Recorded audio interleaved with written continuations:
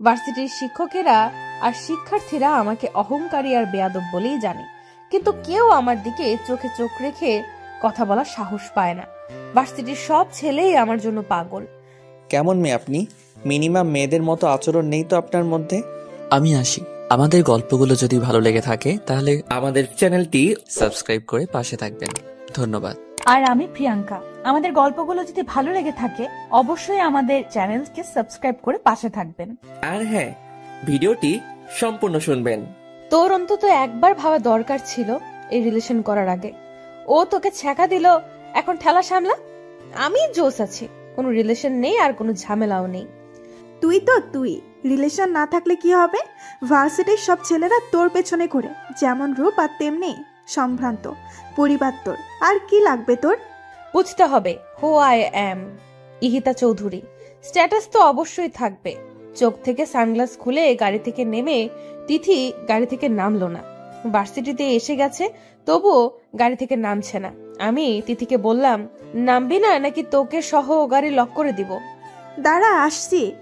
আমি গাড়ির চাবি আঙুলে ঘুরাতে ঘুরাতে ক্যাম্পাসে ঢুকলাম। তিথি আমার পেছন পেছন আসছিল।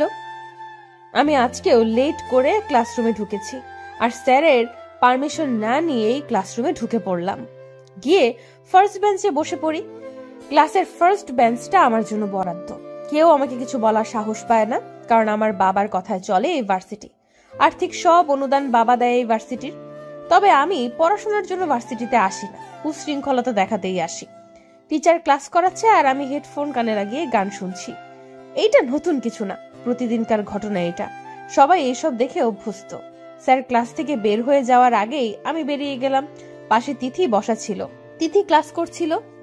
ভার্সিটির শিক্ষকেরা আর শিক্ষার্থীরা আমাকে অহংকারী আর বেয়াদব বলেই জানে, কিন্তু কেউ আমার দিকে চোখে চোখ রেখে কথা বলার সাহস পায় না। ভার্সিটির সব ছেলেই আমার জন্য পাগল। বাবার এত আদর পেয়েই হয়তো আমি বকে গেছি। বাবা কোনোদিন আমার গায়ে ফুলের টোকা লাগতে দেননি, কারণ আমার মা নেই। সে যাই হোক, আমি ক্যাম্পাসের ক্যান্টিনে বসে জুস খাচ্ছিলাম। এরপর তিথিকে SMS করে আমি গাড়ি নিয়ে ক্যাম্পাস থেকে বেরিয়ে যাই। কিছুক্ষণ এই দিক সেই দিক ঘুরে দুপুরে বাসায় আসি। বাসায় সিমি, কাজের মেয়ে ছাড়া কেউ নেই আর থাকেও না। ম্যাম কিছু খাবেন? সিমি আমাকে জিজ্ঞেস করলো, না এক কাজ করো, এসিটা বাড়িয়ে দাও আর এক গ্লাস পানি নিয়ে আসো। Okay ma'am. সিমি চলে যাওয়ার পর আমি চেঞ্জ করে ল্যাপটপ নিয়ে বসলাম। সারা দিন গেমস খেলে সময় পার করে দিলাম। রাতে বাবা আসলেন আমার ঘরে। মামনি, what are you doing now? Nothing বাবা, আসো। আমার মাথায় হাত রেখে বাবা বললেন, কি করলে সারাদিন?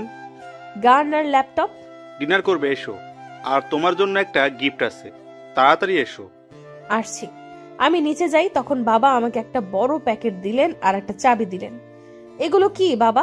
প্যাকেট তোমার জন্য, লেটেস্ট মডেলের ড্রেস আর নতুন গাড়ির চাবি এইটা। সত্যি? গাড়ি কোথায় বাবা? গার্ডেনে। আমি দেখে আসছি। পিছু পিছু সিমি আর বাবাও এলেন। আমি গাড়ি চালাচ্ছিলাম আর হাসছিলাম। তা দেখে বাবা কেঁদে দিলেন। চোখের পানি মুছে তিনি আমাকে নেমে আসতে বললেন। আমি আসার পর দুইজন একসাথে ডিনার করলাম আর যে যার মতো শুয়ে পড়লাম। পরের দিন সকালে আমি নতুন গাড়ি নিয়ে ভার্সিটিতে যাই।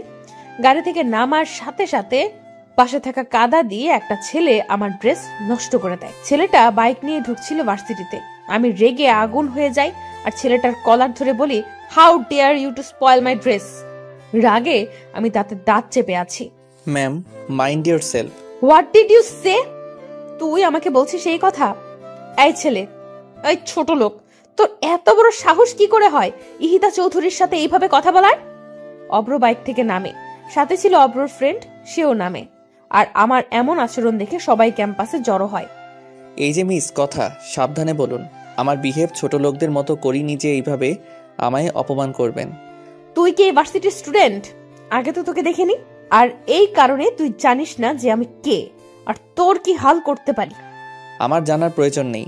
আমি আপনার মতো ফ্যাশন শো করতে আসিনি ক্যাম্পাসে। নিজের দিকে তাকিয়ে দেখুন কি বাজে লাগছে। আবার আপনি অসবের মতো চেঁচাচ্ছেন। তোকে আজ আমি মেরেই ফেলবো। আমি গাড়ি থেকে হকি স্টিক বের করে অব্রর গায়ে মারার আগেই অব্র আমাকে থাপ্পড় মারে। সবাই থ হয়ে যায়, প্রিন্সিপাল সহ, কিন্তু কারো আগানোর সাহস নেই। কেমন মেয়ে আপনি? মিনিমাম মেয়েদের মতো আচরণ নেই তো আপনার মধ্যে। ফালতু সব। এই কথা বলে আমি বাইক নিয়ে সেখান থেকে চলে গেলাম। ইহিতা গালে হাত দিয়ে স্টিল দাঁড়িয়ে আছে। তিথি ইহিতার বাবাকে ফোন দিয়ে ভার্সিটিতে আসতে বলেছে এতক্ষণে। ইহিতার বাবাকে দেখে সবাই সালাম দেয় আর প্রিন্সিপাল এগিয়ে আসেন। ইহিতাকে ঠায় দাঁড়িয়ে থাকতে দেখে ইহিতার বাবা সামনে গেলেন, কিন্তু ইহিতা নড়ছে না। এরপর তিথি সব বলার পর ইহিতার বাবা চশমা চোখ থেকে খুলে ভেঙে ফেলেন আর প্রিন্সিপালকে জিজ্ঞেস করেন ইহিতাকে কোন ছেলে মেরেছে, তাকে যেন 1 মিনিটে এখানে আনে। প্রিন্সিপাল আমাকে ডেকে পাঠালেন। আমি ইহিতার বাবার সামনে আসলাম। তোর সাহস হয় কি করে আমার কলিজার উপর হাত তোলা? যাকে এখনো একটা পিঁপড়া কামড় দেয়নি, আর আজ তাকে তুই মেরেছিস। দেখ কি করেছিস আমার মেয়ের। What is this? এইটা কি ভার্সিটি নাকি কারো বাবার সম্পদ? আর আপনার মেয়ে আমার সাথে কি করেছে সেটা দেখেননি? না দেখে কেন মারলেন আমাকে? আমার মেয়ে তোকে মেরে ফেলবে, তবু একটা আওয়াজ করতে পারবি না। তুই কোন সাহসে মেরেছিস আমার মেয়েকে? জবাব দে। সরি, সেইটা আপনার মেয়েকেই জিজ্ঞেস করবেন। আমার ক্লাস আছে, ছাড়ুন। এই বলে আমি সেখান থেকে চলে এলাম। ইহিতার বাবা ইহিতাকে গাড়িতে বসিয়ে নিয়ে গেল বাসায়। ইহিতার গালে আমার 3 আঙ্গুলের দাগ স্পষ্টভাবে ফুটে আছে। সিমিকে দিয়ে ইহিতার গালে যত মেডিসিন আছে সব লাগালো ইহিতার বাবা। ইহিতা চুপ করে আছে এখনো। ইহিতাকে কথা বলতে বলছে সিমি আর ইহিতার বাবা, কিন্তু ইহিতা কথা বলছে না। ইহিতা এই প্রথম কারো হাত থেকে মার খেলো। কোনো শিক্ষক কোনোদিন তার দিকে চোখ রাঙিয়ে কথা বলেনি, আর মার দেওয়া তো দূর, কিন্তু আমি আজ ইহিতাকে ভার্সিটির সবার সামনে চর মেরেছি। ইহিতার কাছে এটা অনেক বেশি যন্ত্রণা লাগছে।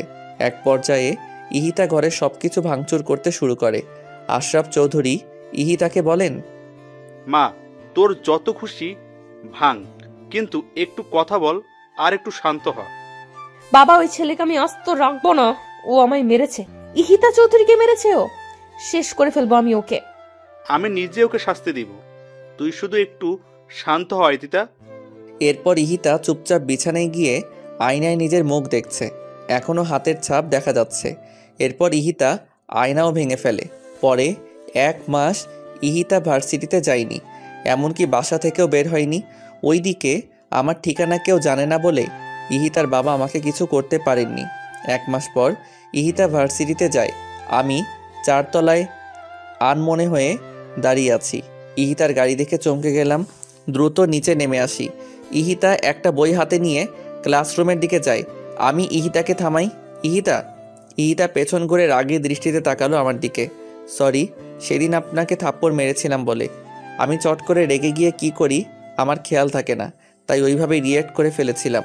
আপনি গত 1 মাস আসেননি ভার্সিটিতে, তাই সরি বলতে পারিনি। ইহিতা কিছুই না বলে উপরে চলে যায়। ইহিতা আর আমি দুইজনই কেমিস্ট্রি ডিপার্টমেন্টের স্টুডেন্ট, কিন্তু আমাকে দেখে কেউ বলবে না যে আমি স্টুডেন্ট। মনে হয় পড়ালেখা শেষ। আজ ইহিতা প্রথম বেঞ্চে না বসে 3 নম্বর বেঞ্চে বসলো আর ইংলিশ ক্লাসটা মনোযোগ দিয়ে করলো। স্যার একটা কোশ্চেন করেছিল, যেটার উত্তর আমি ছাড়া আর কেউ দিতে পারিনি। সবাই অবাক হয়ে যায় আর লেকচারার নিজে অভিভূত হয়ে যান আমার উত্তর শুনে। ইহিতা তখন উত্তরটা নোট করলো। ইংলিশ ক্লাস শেষ করে সবাই ল্যাবে গেল, কিন্তু ইহিতা বসেছিল। আমি বের হওয়ার আগে ইহিতাকে বললাম, যাবেন না ল্যাবে? That's none of your business, just go from here. Otherwise? হ্যাঁ, ওই দিন কিছু বলিনি, বাট এইটা ভেবো না ইহিতা কিছু করতে পারে না। ওকে, ভাবলাম না। এই বলে আমি চলে গেলাম। ক্লাস শেষ হওয়ার পর আমি ক্যাম্পাসে বন্ধুদের সাথে আড্ডা দিচ্ছিলাম। ইহিতা গাড়িতে উঠতে যাবে, তখন এক ভিক্ষুক এসে দাঁড়ালো ইহিতার সামনে। ইহিতা রেগে যায়। আমি ছাড়া আর কি কেউ নেই দান করার? আমার কাছে কেন আসলি? অব্রর এইটা দেখে প্রচন্ড রাগ হয়।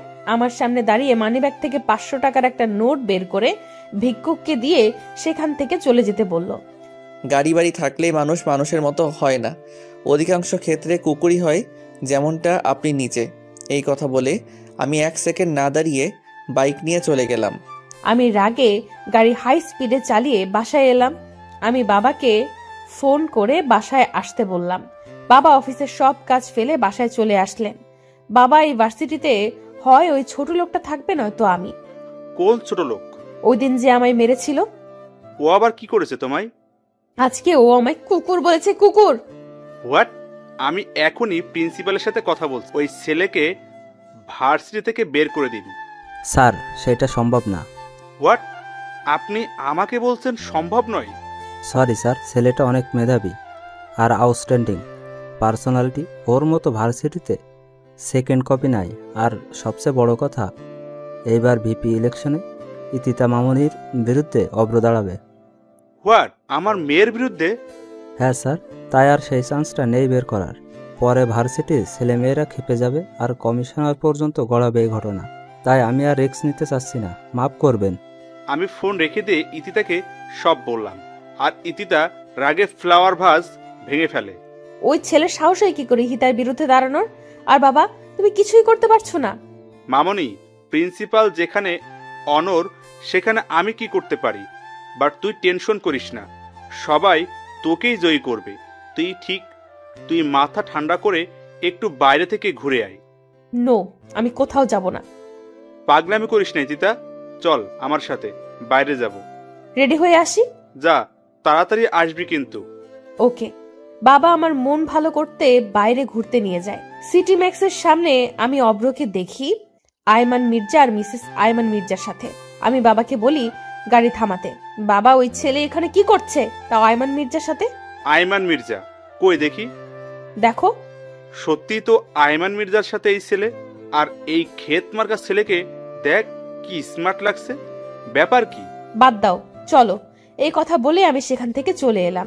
আয়মান মির্জা হচ্ছে ওয়ার্ল্ড ইয়াং লিডারশিপের মেইন লিডার। আমি বাসায় এসে ভাবতে লাগলাম, আয়মান মির্জার সাথে ওই ছেলে কেন? থাকতেও পারে, তা আমার কি? আমি এসব ভাবতে ভাবতে ঘুমিয়ে গেলাম। 3 দিন পর ভিপি ইলেকশন। ভার্সিটিতে এই নিয়ে অনেক হইচই হচ্ছে, কারণ এই প্রথম আমার বিরুদ্ধে কেউ ইলেকশন করছে। আমি যথারীতি ভার্সিটিতে গিয়ে যা করার তাই করলাম। কোনো ক্লাস না করে এই বাসায় চলে আসলাম। ইলেকশনের আগে পর্যন্ত আমি ভার্সিটিতে যাইনি। আমি ভার্সিটিতে না গেলে অব্র ক্লাস না করে বাইরে বসে থাকে মন খারাপ করে। এই 2 দিন অব্র তাই করলো, কারণ আমি আসিনি। ইলেকশনের দিন আমি আসলাম ক্যাম্পাসে, নীল রঙের শার্ট আর বাদামি রঙের প্যান্ট পরে, চুলগুলো খোলা আর সানগ্লাস পরা। অব্র অনেকক্ষণ তাকিয়েছিল, তারপর চোখ সরিয়ে নিজের কাজ করলো। আমাকে আর অব্রকে একসাথে থাকতে বলা হয়েছে, কিন্তু আমি সেই কথা না শুনে দোতলায় গিয়ে ফোনে গেমস খেলছি নিশ্চিন্ত মনে, কারণ আমার কনফিডেন্স আছে আমিই জিতবো। সারাদিন আমি একই জায়গায় বসে রইলাম। রাতে ইলেকশনের রেজাল্ট পাবলিশ করে প্রিন্সিপাল, আর রেজাল্ট আমার বিরুদ্ধে, অর্থাৎ অব্র জিতেছে ইলেকশনে। অব্রর কোনো ভ্রুক্ষেপ না করেই আমার দিকে তাকালো। আমি হাতের ফোন ভেঙে ফেলি আর গাড়ি নিয়ে খুব দ্রুত সেখান থেকে বেরিয়ে যাই। বাবা এই কথা শোনার পর প্রিন্সিপালকে প্রচুর থ্রেট করে। আমাকে তিনিই সামলাচ্ছেন। আর অন্যদিকে আমি বাসায় গিয়ে ইহিতার কথা ভাবছি, মেয়েটা কি করছে না করছে এই নিয়ে। খুব বেশি বাড়াবাড়ি কি হয়ে যাচ্ছে? এসব ভাবতে ভাবতে আমি ঘুমিয়ে পড়ি। পরের দিন আমাকে ব্যাচ আর দায়িত্ব দেওয়া হয় আর শপথ করানো হয়, কিন্তু ইহিতা ভার্সিটিতে আসেনি। আমার মন ভীষণ খারাপ। এইভাবে 7 দিন চলে যায়, কিন্তু ইহিতা ভার্সিটিতে আসে না। এরপর আমি ইহিতার বাসায় চলে যাই। ইহিতা আমাকে দেখে অবাক তো হয়ই, সাথে তেলে বেগুনে জ্বলতে থাকে। আমি ইহিতাকে বললাম, ভার্সিটিতে যাও না কেন? আমাকে তুমি বলছো কোন সাহসে? ঝগড়া বাদ দাও, ভার্সিটিতে চলো। How dare you to force me? কোন সাহসে এসব কথা আসছে মুখ দিয়ে? ভিপি হিসেবে কলেজের প্রত্যেকটা স্টুডেন্টের প্রতি আমার দায়িত্ব রয়েছে, সো চলো। আমি যাব না না না। তুমি যাবে যাবে আর যাবে। আমার হাত ধরার সাহস কোথায় পেলি ছোট লোক? যা খুশি বলো। ও হ্যাঁ, আজকে থেকে প্রতিদিন ভার্সিটিতে যাবে আর নিয়মিত ক্লাস করবে। আর মোস্ট ইম্পর্টেন্টলি, এসব ড্রেস আর পরা যাবে না। যাও, তাড়াতাড়ি চেঞ্জ করে এটা পরে আসো। My foot. প্যাকেটটা ছুঁড়ে মেরে আমি বললাম, এইটাই যে তোমায় পড়তে হবে ইহিতা চৌধুরী। বের হও আমার বাসা থেকে। Just get out from here. আগে ভার্সিটিতে চলো। আর তুমি যদি স্বইচ্ছা এই ড্রেসটা পরে ভার্সিটিতে না যাও, তাহলে আমি নিজের হাতে তোমায় এই ড্রেস পরাবো আর ভার্সিটির সবার সামনে তোমায় কিস করব। বলো কোনটাতে রাজি তুমি? How dare you bloody shit. Ihita, enough. যা বলেছো আর না। সোজা আঙ্গুলে ঘি উঠবে না। বুঝেছি, আঙ্গুল বাঁকা করতেই হবে। আমার বাসায় এসে আমার সাথে এই ব্যবহার? তোকে আমি দেখে নেব ফাজিল। 10 মিনিটে আসো। ইহিতা দরজা লাগিয়ে দিল। 15 মিনিট পর ইহিতা রেডি হয়ে বেরিয়ে আসলো। আমি আর সিমি ইহিতার দিকে মুগ্ধ চোখে তাকিয়ে আছি। এইভাবে তাকিয়ে আছো কেন তোমরা? ম্যাম, কি সুন্দর লাগছে আপনাকে দেখতে। চুপ, একদম চুপ বেয়াদব। যাও এখান থেকে। চলো। তোকে আমি দেখে নিব অব্র। দেখো, এখন চলো। আমি ইহিতাকে নিয়ে ভার্সিটিতে যাই আর সেকেন্ড বেঞ্চে ইহিতাকে বসিয়ে থার্ড বেঞ্চে ইহিতার পিছনে বসি। ইহিতার সামনে গিয়ে বলি, আজ সবগুলো ক্লাস মনোযোগ দিয়ে করে তারপর বাসায় যাবা, আর এর বিপরীতে কিছু হলে বুঝোই তো কি করব। তোকে আমি শেষ করে ফেলবো অব্র। সে পরে দেখব, আগে ক্লাসগুলো করে নোট করে বাসায় গিয়ে পড়বে। ফোন হাতে দেখলেই খবর আছে। Just mind your language. তোর কথা শুনতে ইহিতা চৌধুরী বাধ্য নয়। হাজারবার বাধ্য। অব্র পেছনে ছিল, তাই আজ আমি সবগুলো ক্লাস ঠিকঠাক মতো করেছি। আজকে ভালোই লেগেছে আমার। তবে আমার এমন পরিবর্তনে শিক্ষকরা সহ সবাই খুশি। বেশ প্রাণোচ্ছল ভাবেই ক্লাস করেছি। তিনি এসব দেখে পুরো হা হয়ে তাকিয়ে আছে অব্রর দিকে। অব্র কি ইশারা করে তিথি জিজ্ঞেস করে, কেমনে সম্ভব? অব্র হাসি দিয়ে বুঝিয়ে দেয়, চাইলেই সম্ভব। ক্লাস করা শেষে আমি বের হয়ে যাই। অব্র সিঁড়ির পাশে দাঁড়িয়েছিল। এক ছেলে ভুলে আমার ওড়নায় পাড়া দেয়, যার কারণে আমি টান খেয়ে অব্রর হাতের উপর পড়ে যাই আর অব্র আমাকে ধরে। আমি পড়ার সাথে সাথেই পেছন ঘুরে তাকিয়ে দেখি ওড়নাটা সিঁড়িতে পড়ে আছে আর একটা ছেলে টিল সেখানে হা করে দাঁড়িয়ে আছে। অব্র আমার দিকে তাকিয়ে ওই ছেলের সামনে যায়। অব্র দেখে বুঝেছে ইচ্ছে করে ছেলেটা এমন করেনি। নেক্সট টাইম যেন এমন ভুল না হয়। জি ভাইয়া। যাও এখন। আমি ইহিতাকে ওড়নাটা দিলাম আর বইগুলো উঠিয়ে গাড়ি পর্যন্ত ইহিতাকে দিয়ে আসলাম। ইহিতা চলে গেল আমাকে কিছু না বলেই। আমি একটু মুচকি হাসলাম আর বাইক নিয়ে বেরিয়ে গেলাম। অব্র চলে যাওয়ার পর আমি বাইক নিয়ে চলে আসি। বাসায় এসে ড্রেস খুলে টুকরো টুকরো করে কাটি আর সেইগুলো ছাদে নিয়ে উড়িয়ে দেই। অব্রকে মনে মনে অনেক বকা দিচ্ছি। এরপর নিজের মতো করে এসে খাওয়া দাওয়া শেষ করে ল্যাপটপ নিয়ে বসি। এর মধ্যে আমার ফোন বাজলো। ফোন রিসিভ করার সাথে সাথে অপর পাশ থেকে একটা ছেলে বলল, কাজটা ভালো করলে না ইহিতা, এর মাসুল তোমায় গুনতে হবে। এই বলে ছেলেটা ফোন কেটে দিল। আমি ভ্যাবাচাকা খেয়ে গেলাম। কে ফোন করলো আর কেনই বা এসব বললো? আমি আবার কল ব্যাক করে দেখলাম, কিন্তু ফোন বন্ধ। আমি এসব পাত্তা না দিয়ে আবার নিজের কাজে মনোযোগ দিলাম। বাবা বাসায় আসার পর একসাথে ডিনার সেরে শুয়ে পড়লাম। আমি ভাবতেও পারিনি আগামীকাল আমার জন্য কি অপেক্ষা করছে। আমি সকালে ঘুম থেকে উঠে শর্ট ড্রেস পরে ভার্সিটিতে যাব বলে গাড়ি নিয়ে বের হলাম। অর্ধেক রাস্তা যাওয়ার পর আমি খুব জোরে গাড়ি ব্রেক করলাম, তাই হোল্ডিং এর সাথে লেগে আমার মাথা কেটে যায়। গাড়ি ব্রেক করার কারণ হলো সামনে একটা কার দাঁড়ানো। আমি কপালে টিস্যু ধরে বেরিয়ে আসি। গাড়িটার সামনে যাওয়ার পরে আমাকে জোর করে সেই কারে বসানো হয় আর একজনকে ফোন করে বলে আমার গাড়ি বাসায় দিয়ে আসতে। আমি গাড়িতে উঠে অব্রকে দেখে চমকে যাই আর প্রচন্ড রেগে যাই। আই ছোট লোকের বাচ্চা, তুই আমায় কেন এইভাবে নিয়ে আসলি? কোথায় নিয়ে যাচ্ছিস আমাকে? একদম কথা কম বলবে, নয়তো মুখে স্কচ টেপ মেরে দিব। গাড়ি থামা, I say stop the car. এরপর অব্র আর কোনো কথা না বলে আরো জোরে গাড়ি চালাতে থাকে, কিন্তু আমি অনর্গল চেঁচিয়েই যাচ্ছি। এক পর্যায়ে আমি গাড়িতে থাকা বটল ছুঁড়ে মারি বাইরে। এতে জানালার কাঁচ ভেঙে যায়, কিন্তু অব্র তবুও থামলো না। একটা বাংলোর সামনে গাড়ি পার্ক করলো অব্র। আমাকে গাড়ি থেকে জোর করে নামালো, কিন্তু আমি তো নামবো না। এরপর অব্র আমাকে কোলে করেই ভেতরে ঢুকালো। আমি অব্র শার্ট ছিঁড়ে ফেলেছি জিদে, কিন্তু অব্র কিছুই করছে না। ড্রয়িং রুমে নিয়ে অব্র আমাকে বসালো। এরপর আমার হাতে একটা লেহেঙ্গা দিয়ে বলল, কুইকলি যাও আর এটা পরে আসো, জাস্ট গো ফাস্ট। উকিল সাহেব চলে আসবেন এখন। উকিল আসবেন মানে? আর তুই এইভাবে আমায় এটা পড়তে বলছিস কেন? আজ আমাদের ম্যারেজ রেজিস্ট্রি হবে। হোয়াট? ওই জানোয়ার, তোর সাহস কি করে হয় এসব বলার? ইহিতা চৌধুরীকে বিয়ে করবে তোর মতো ছোট লোক? My foot, just let me go. কে ছোট লোক আর কে বড় লোক সেটা আজই প্রমাণ হবে। বেশি কথা না বলে এটা পরে আসো, নয়তো আমি বাধ্য হব পড়িয়ে দিতে। তুই আমায় টাচ করে দেখ শুধু। আমার বাবা যদি জানে তার মেয়েকে তুই এইভাবে তুলে এনে বিয়ে করছিস, তোকে জিন্দা কবর দিবে। ভালোই আমায় ছেড়ে দে।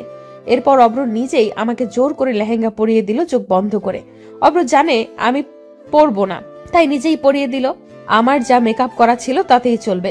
এরপর অব্র উকিলকে ভেতরে আসতে বললেন। অব্র রেজিস্ট্রি পেপারে সাইন করে আমাকে বলল সাইন করতে, কিন্তু আমি কলম ছুঁড়ে মারলাম আর পেপার ছিঁড়ে ফেলি। তখন অব্র বলল, জানি তুমি এটা করবে, তাই 250 কপি রেজিস্ট্রি পেপার বানিয়েছি আমি। কয়টা ছিঁড়তে পারো দেখি। সাইন তো তোমায় করতে হবে ইহিতা চৌধুরী। আমি সাইন করব না। না, তোর মতো লোফারকে কোনোদিন আমি বিয়ে করব না। দরকার হলে কোনোদিন বিয়েই করব না। ইহিতা সিন ক্রিয়েট করো না, ভালোই সাইন করে দাও, তাতে তোমারই মঙ্গল। মঙ্গল মাই ফুট। ফ্লাওয়ার বাস ভেঙে অব্র প্রচন্ড খেপে যায় আর আমার গালে জোরে একটা থাপ্পড় মারে। এরপর আমার হাত ধরে পেপারে সাইন করায়। সাইন করানো শেষ হলে উকিলকে চলে যেতে বলে অব্র। উকিল চলে যাওয়ার পর অব্র আমার ঘাড় ধরে গালে আর কপালে চুমু দেয়। সরি, আমি তোমায় মারতে চাইনি, কিন্তু তোমার জেদের জন্যই তুমি মার খেলে। বাসায় চলো এখন। ইহিতা নড়ছে না দেখে আমি ইহিতাকে কোলে নিয়ে গাড়িতে বসাই। এরপর ড্রাইভ করে নিজের বাসায় যাই। বাসার সামনে এসে আমি ইহিতাকে নামতে বলি। এরপর ইহিতা নেমে যায় আর অনেক অবাক হয়। এইটা তো মির্জা প্যালেস, এখানে নিয়ে আসলো কেন ছোট লোকটা আমায়? এরপর অব্র আমাকে নিয়ে ভেতরে যায় আর সবাইকে ডাকে। বৌমনি, বৌমনি, আম্মু। কি হয়েছে দেবরজি, চেঁচাচ্ছেন কেন? তিনি ভাবি কথা বলতে গিয়ে থেমে যায় আমাদের বিয়ের সাজ দেখে। কি হয়েছে ঈশান? সবাই আমাকে ঈশান ডাকে। চেঁচাচ্ছিস কেন? এই মেয়েকে? আম্মু আমি বলি, ও হচ্ছে ইহিতা চৌধুরী, আশরাফ চৌধুরীর একমাত্র মেয়ে। চিনেছেন? হ্যাঁ, বাট এই অসভ্য আর আনকালচার্ড মেয়ে ঈশান তোর সাথে কেন? আম্মু, আমি ইহিতাকে ভালোবাসি, আর এই কারণেই তোমাদেরকে না জানিয়ে বিয়ে করে এনেছি। তার জন্য আমি সরি। বৌমনিকে বলেছি সব, ভাইয়াও জানে, তুমি আর পাপা জানো না শুধু। 1 মিনিট, এখানে কোনো কমেডি শো হচ্ছে? তুই ফ্যামিলির ছোট ছেলে, আই মিন ঈশান মির্জা। হ্যাঁ ইহিতা। কিন্তু আমি যতটুকু জানি আয়ান মির্জার ছোট ছেলে লন্ডন থেকে পড়াশোনা করে আর সেখানে সে সেটেল। তাহলে ভার্সিটিতে তুমি কেন ছিলে? তোমার জানা ভুল নয়, আমি লন্ডন থেকে পিএইচডি করেছি ইন ইংলিশ। হোয়াট? তাহলে এই ভার্সিটি? সে অনেক কাহিনী ইহিতা, এখন ফ্রেশ হয়ে রেস্ট করো। আর ঈশান তুমি ইহিতার বাবাকে কল করে আসতে বলো, আমি পাপা আর আইমানকে আসতে বলেছি। ঠিক আছে বৌমনি। আর আম্মু, তোমার সাথে আমার কিছু কথা আছে, তোমার ঘরে চলো। আর বৌমনি, তুমি ওকে আমার ঘরে নিয়ে যাও। তোর সাথে আমার কোনো কথা নেই ঈশান। আমার ছেলে আজ বিয়ে করেছে, তাও আমাদের না জানিয়ে। বা ঈশান বাহ। আম্মু একবার শুনুন, ওকে বলতে চাই, তারপর না হয় সবটা বিচার করবেন। বৌমা, তুমি ওকে সাপোর্ট করছো? না মা, আমি শুধু আপনাকে শুনতে বলছি ঈশানের কথাগুলো। আয় আমার ঘরে। মা সেখান থেকে চলে গেলেন। যাও, আর শুনো, রেখে যেও না, ঠান্ডা মাথায় বুঝিও। আমি ঈশানকে এ কথা বলে ইতাকে নিয়ে উপরে গেলাম, আর ঈশান পা টিপে টিপে আম্মুর ঘরে গেল। আম্মু, সরি তো, তোমার ছেলে না হয় একটা ভুল করে ফেলেছে, মাফ করে দাও। না ছাড় তুই আমাকে। আমি কোনো সাধারণ ঘরের মেয়েকে আমার ছোট ছেলের বউ বানাতে চেয়েছিলাম, যে হবে নম্র ভদ্র, ঠিক আমার তিন্নি মায়ের মতো। এই বেয়াদব মেয়ের মতো মেয়েকে চাইনি। আম্মু, বৌমনির সাথে কারো তুলনা চলে না। ইহিতা অনেক ভালো মেয়ে, কিন্তু শাসনের অভাবে এমন হয়ে গেছে। প্লিজ আম্মু, ওকে কষ্ট দিও না, কারণ জানোই তো ওর মা নেই। আমার জন্য হলেও অন্তত ওকে মেনে নাও। তুমি আর বৌমনি হেল্প করলেই ও ঠিক হয়ে যাবে। প্লিজ আম্মু, প্লিজ। ঈশান, আমি কোনো ফোর্স শুনবো না। যা তুই এখান থেকে। ওয়েল স্টাবলিশ করেছি তোদের দুই ভাইকে। আমি আর তোর পাপা মিলে কোনোদিন কোনো কিছুতে অপূর্ণ রাখিনি। দেশের বাইরে রেখে মানুষ করেছি তোদের, যাতে কোনো বাজে সঙ্গ না পাস। কিন্তু ঈশান, আজ তোর ভাইয়ের স্ট্যাটাসটা কোথায় থাকবে, আর তোর পাপারই বা ইমেজ কোথায় থাকলো? এটা পারো কি ভাবলি না? তোর কথা আমি বাদই দিলাম। 14 বছর পর দেশে এসে 14 দিন যেতে না যেতে এই কাজ করে ফেললি।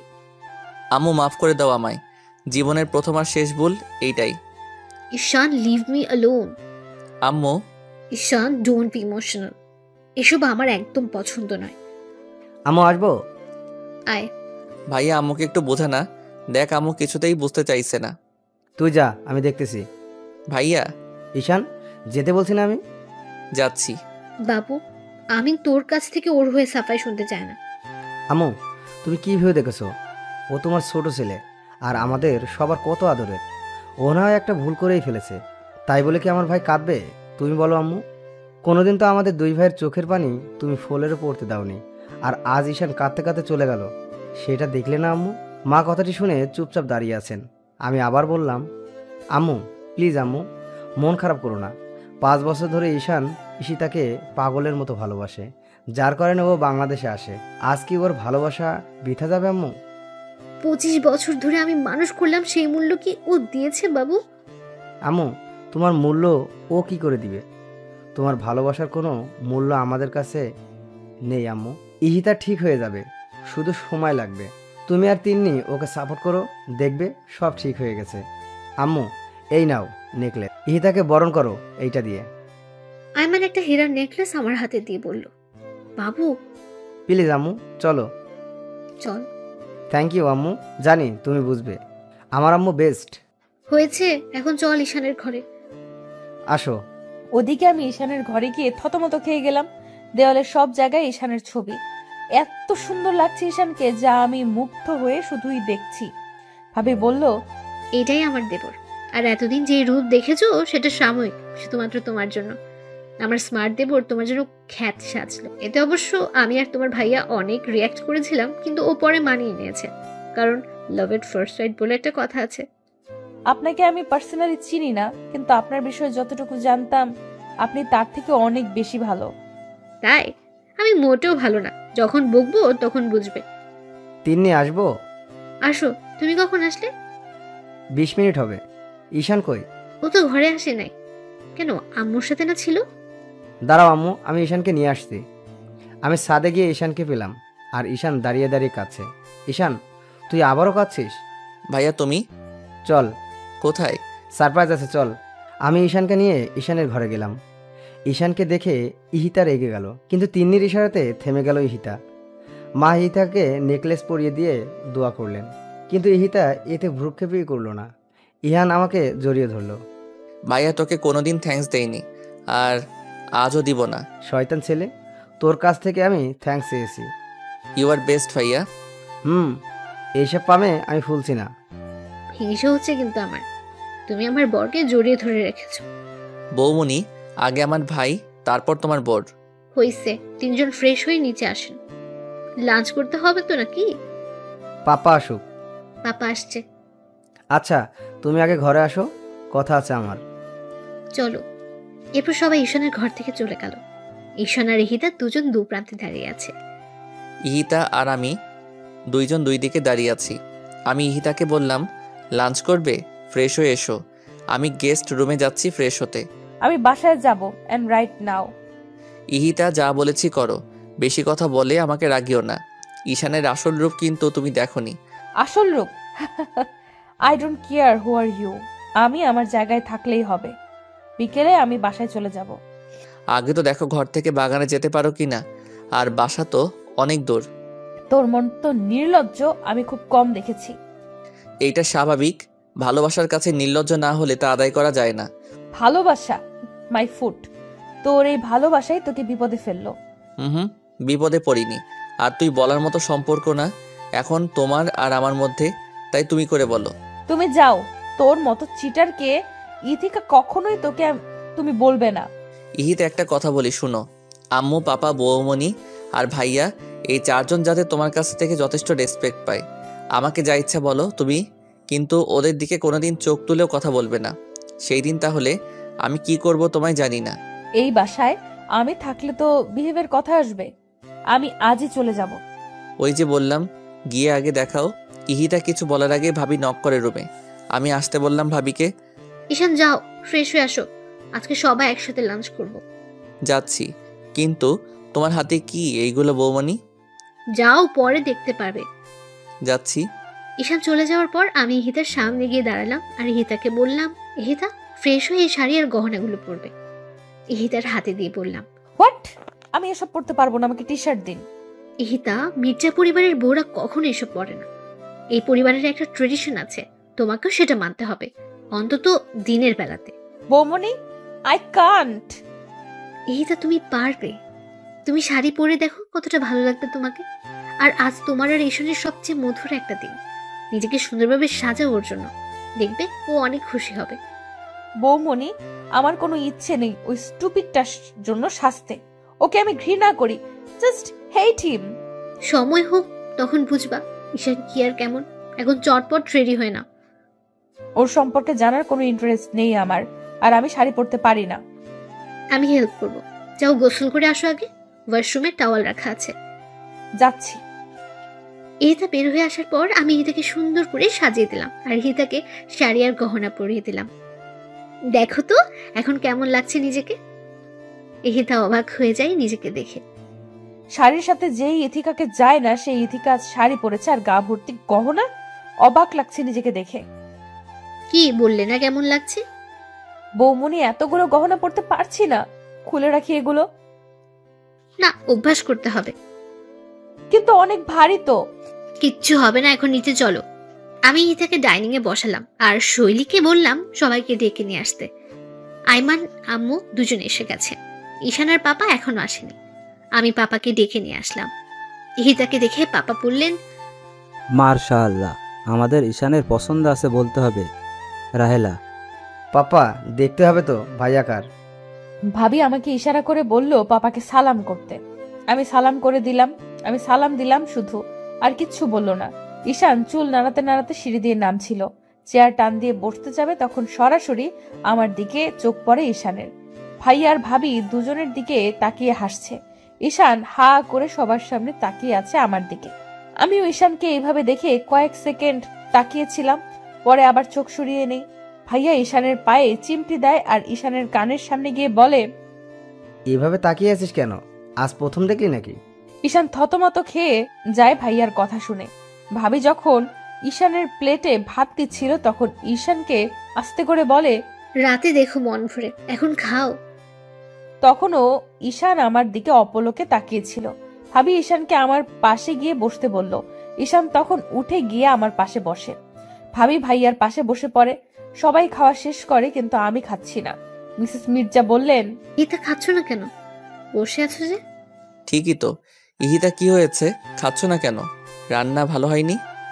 না আসলে কি হয়েছে বলো। আমি নিজের হাতে খাইনি কখনো। চামচ ধরতে আনইজি লাগছে। ও এই কথা। ঈশান, ইহিতাকে খাইয়ে দে। না, আমি খেতে পারবো না, পারবে না। ততক্ষণে খাবার খেয়ে আম্মু আর পাপা টেবিল থেকে উঠে গেছেন। ইহিতা খুব আনইজি ফিল করছিল। ঘেমে যাচ্ছে পুরো ইহিতা। আমি ঈশানকে ধমক দিয়ে বললাম, তোমার ভাই কি বলে শোনা নাই ঈশান? শুনেছি, দিচ্ছি তো। ইহিতার প্লেট হাতে নিয়ে আমি হা করতে বলি ইহিতাকে। ইহিতা কিছু বলে না, সে আমার হাতে খাবে না, এইটাই বোঝাতে চাইছে। আমি বুঝেও না বোঝার ভান করে ইহিতাকে জোর করে খাইয়ে দেই। ভাইয়া তখন ভাবিকে বলল, আমিও তোমায় খাইয়ে দিই, হা করো। তিনি হেসে দেয় আর আমার হাত থেকে খাবার খাই। তিনি ইহিতাকে বলছে, এখন খেতে পারছো? ইহিতা বলল শুধু। খাওয়া শেষ করে সবাই উঠে গেল। আয়মান ডেকোরেটরদের সাথে কথা বলছে আর বাসর সাজানোর ব্যাপারে। আমার পছন্দ মতো ঈশানের ঘরকে সাজানো হয়েছে। ইহিতা আমার ঘরে ছিল আর ঈশান বসেছিল।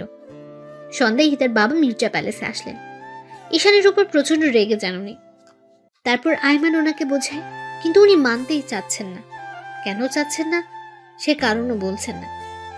তখন আব্বু আর পাপা চৌধুরীকে বোঝান, তবু উনি শান্ত হতে পারছেন না। ইহিতা চলে যেতে চায় বাবার সাথে, কিন্তু ঈশান ইহিতার হাত ধরে আছে খুব শক্ত করে। ইহিতার হাতে ঈশানের 5 আঙ্গুলের ছাপ পড়ে গেছে। কোনোভাবেই ছাড়াতে পারছেন ইহিতা নিজেকে ঈশানের কাছ থেকে। ঈশান তখন চৌধুরীকে বলল, বাবা, ও এখন আমার স্ত্রী। আপনার থেকে বেশি অধিকার এখন আমার ওর উপর। আপনি মানুন বা না মানুন, ইহিতা কোথাও যাবে না। অব্র, তুমি কেন বুঝছো না? এটা সম্ভব নয়। কেন নয়? আমার কি অর্থ কম নাকি আমি অশিক্ষিত? এসবের কথা বলছি না আমি। আপনি যাই বলুন আর না বলুন, ইহিতা এখন আমার, আর ও আমার কাছেই থাকবে। ওকে, এখানে আমারও আর কিছু করার নেই, কিন্তু পরে আফসোস করো না যেন। ইহিতার বাবা কাঁদছিলেন তখন। কোনো আফসোস হবে না। আর আফসোস কেন হবে? ভালোবাসাকেই তো বিয়ে করেছি। দেখে রেখো ওকে।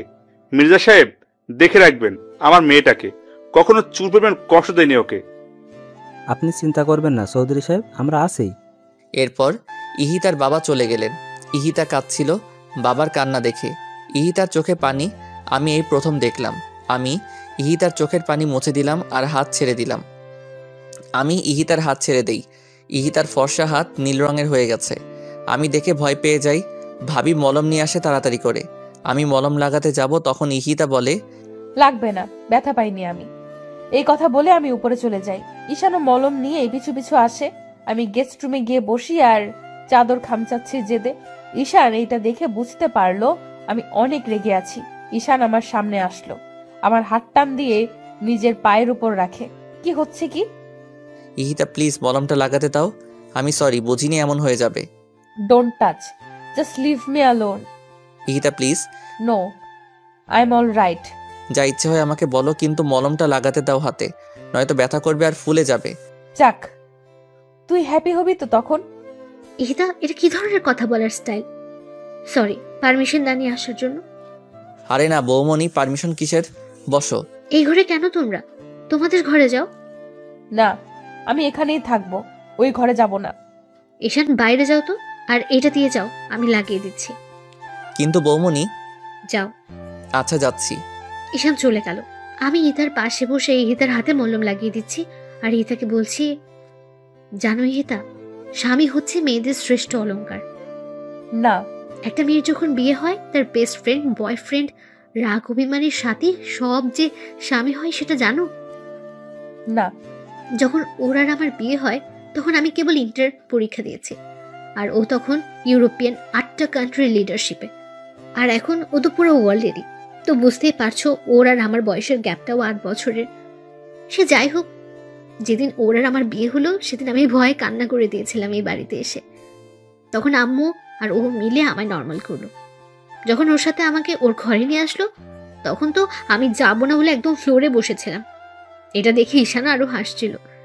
ঈশান ওকে বারবার বলছিল, বৌমনি আসলেই পিচ্ছি রে ভাইয়া। ও তখন আমার সামনে এসে বসে হাত ধরে বলে, আমি আছি তো, কিচ্ছু হবে না। এই 6টা বছরই কথা আমার কানেই বেজেছে শুধু। তখন ঈশান আর ইরাশা হচ্ছে ঈশানের কাজিন, আমায় ঘরে দিয়ে আসলো। ও ঘরে এসে আমাকে বলল, তিন্নি, যেদিন তোমার মাইন্ড সেট আপ হবে আর যেদিন আমায় ভয় পাবে না, ঠিক সেই দিনই তোমার কাছে অধিকার চাইব, এর আগে নয়। বিয়ের 1.5 বছর পর আমাদের নতুন করে পথ চলা শুরু হয়, আর এই 1.5 বছরে ও একবারও আমাকে স্পর্শ করেনি। কিন্তু এখন বুঝি কে অপরাধ করেছে আমি ওর কাছে। 1.5 বছরও আমার সবকিছু সহ্য করেছে, এখন পাগলের মতোই ভালোবাসে। কি বুঝলে বলো তো, কেন আমি এই কথা বললাম তোমাকে জানো? না। আমি চাই তুমি যাতে এই ভুলটা না করো। হতে পারে তোমাদের বিয়েটা অস্বাভাবিকভাবে হয়েছে, কিন্তু এটা ভুলে যেও না, ঈশান শত হলেও তোমার সারা জীবনের সাথী, তোমার বন্ধু। বৌমনি, ওর নাম আমি শুনতে চাই না, প্লিজ ওর নাম বলো না। পরে আফসোস করো না হিতা। কখনোই না, ওর জন্য আফসোস আমি মরে গেলেও করব না। একদিন বুঝবে ঈশানকে, সেদিন খুব বেশি দূরে নয়। আর পাপা আম্মু বাসায় থাকে, তাই আমি চাই অন্তত সবার সামনে তুমি ওর সাথে ভালো ব্যবহার করো, ওর সাথে ঘুমাও।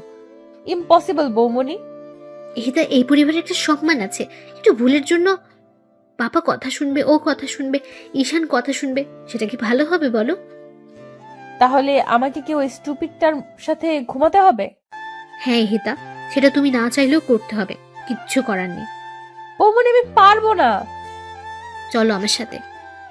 আমি ইতাকে হাত ধরে ঈশানের ঘরে নিয়ে যাই। ঈশান তখন ব্যালকনিতে দাঁড়িয়ে বাইরে দেখছিল। আমি ঈশানকে ডাকি, ঈশান এসে দাঁড়ায় আমার সামনে। আমি ইতার হাত ঈশানের হাতের উপর রেখে বলি, সারা জীবন দেখে রাখতে পারবে তো? পারবো। Have a nice moment, bye. এই কথা বলে আমি চলে গেলাম দরজা লক করে দিয়ে। আমি তখনই একটানে ঈশানের হাতের উপর থেকে আমার হাত সরিয়ে দূরে দাঁড়ালাম। ইহিতা, চিন্তা করো না, আমি কাপুরুষ নই যে তোমায় ছুবো তোমার অনুমতি ছাড়া। ইহিতা কিছু বলল না। ইহিতা বসো, আজকে তোমায় কিছু কথা বলি। না, আমি কিছু শুনতে চাই না তোর মুখ থেকে। শোনা যে দরকার তোমার, বোরিং কিছু বলবো না। এরপর ইহিতা ড্রেসিং টেবিলের সামনের টুলে বসলো আর আমি ইহিতার বিপরীতে সোফায় বসলাম, দূরত্ব কয়েক হাতের। আমি ইহিতার দিকে তাকিয়ে বলি, প্রথম দেখেছিলাম 11ই জানুয়ারি 2013 বিকেল 5:56 এই লন্ডন থেকে এসেছি, বাংলাদেশে 3 দিন হবে। তুমি এসএসসি দিবে। ভাইয়ার সাথে মার্কেটে গিয়েছিলাম বৌমনির জন্য গিফট কিনতে। সিটি ম্যাক্সের পাশের দোকানে ছিলে তুমি। বের হওয়ার সময় তোমার দিকে চোখ যায় আমার। White T shirt, black jeans আর স্ট্রেট করা চুলগুলো একদম খোলা, সাথে তোমার বাবা ছিল।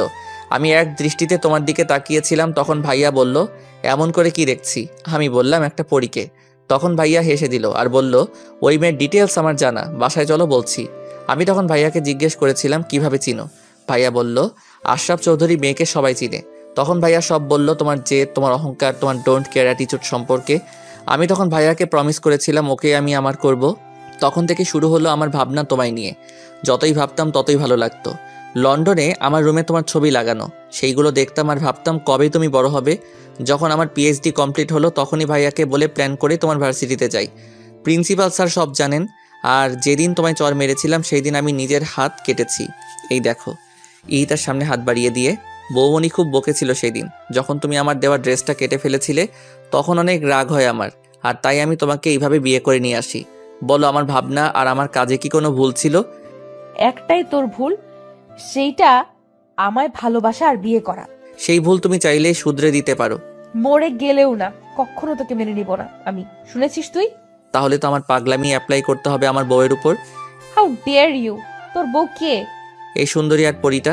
চলো ঘুমাবে। তোর সাথে না। হ্যাঁ, আমার সাথেই, আর আমার বুকের উপরে। হোয়াট? ইহিতাকে আমি কোলে তুলে নিলাম। ইহিতা আমার পিঠে মারছে ওকে ছাড়ার জন্য, কিন্তু আমি শুনছি না।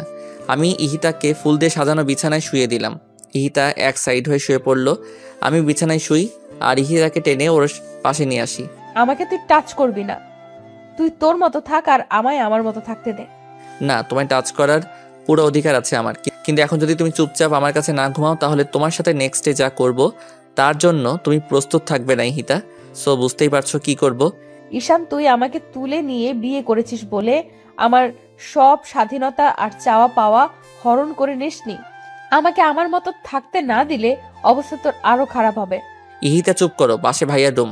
এত রাতে চেঁচালে তারা কি ভাববে? হোয়াট দা?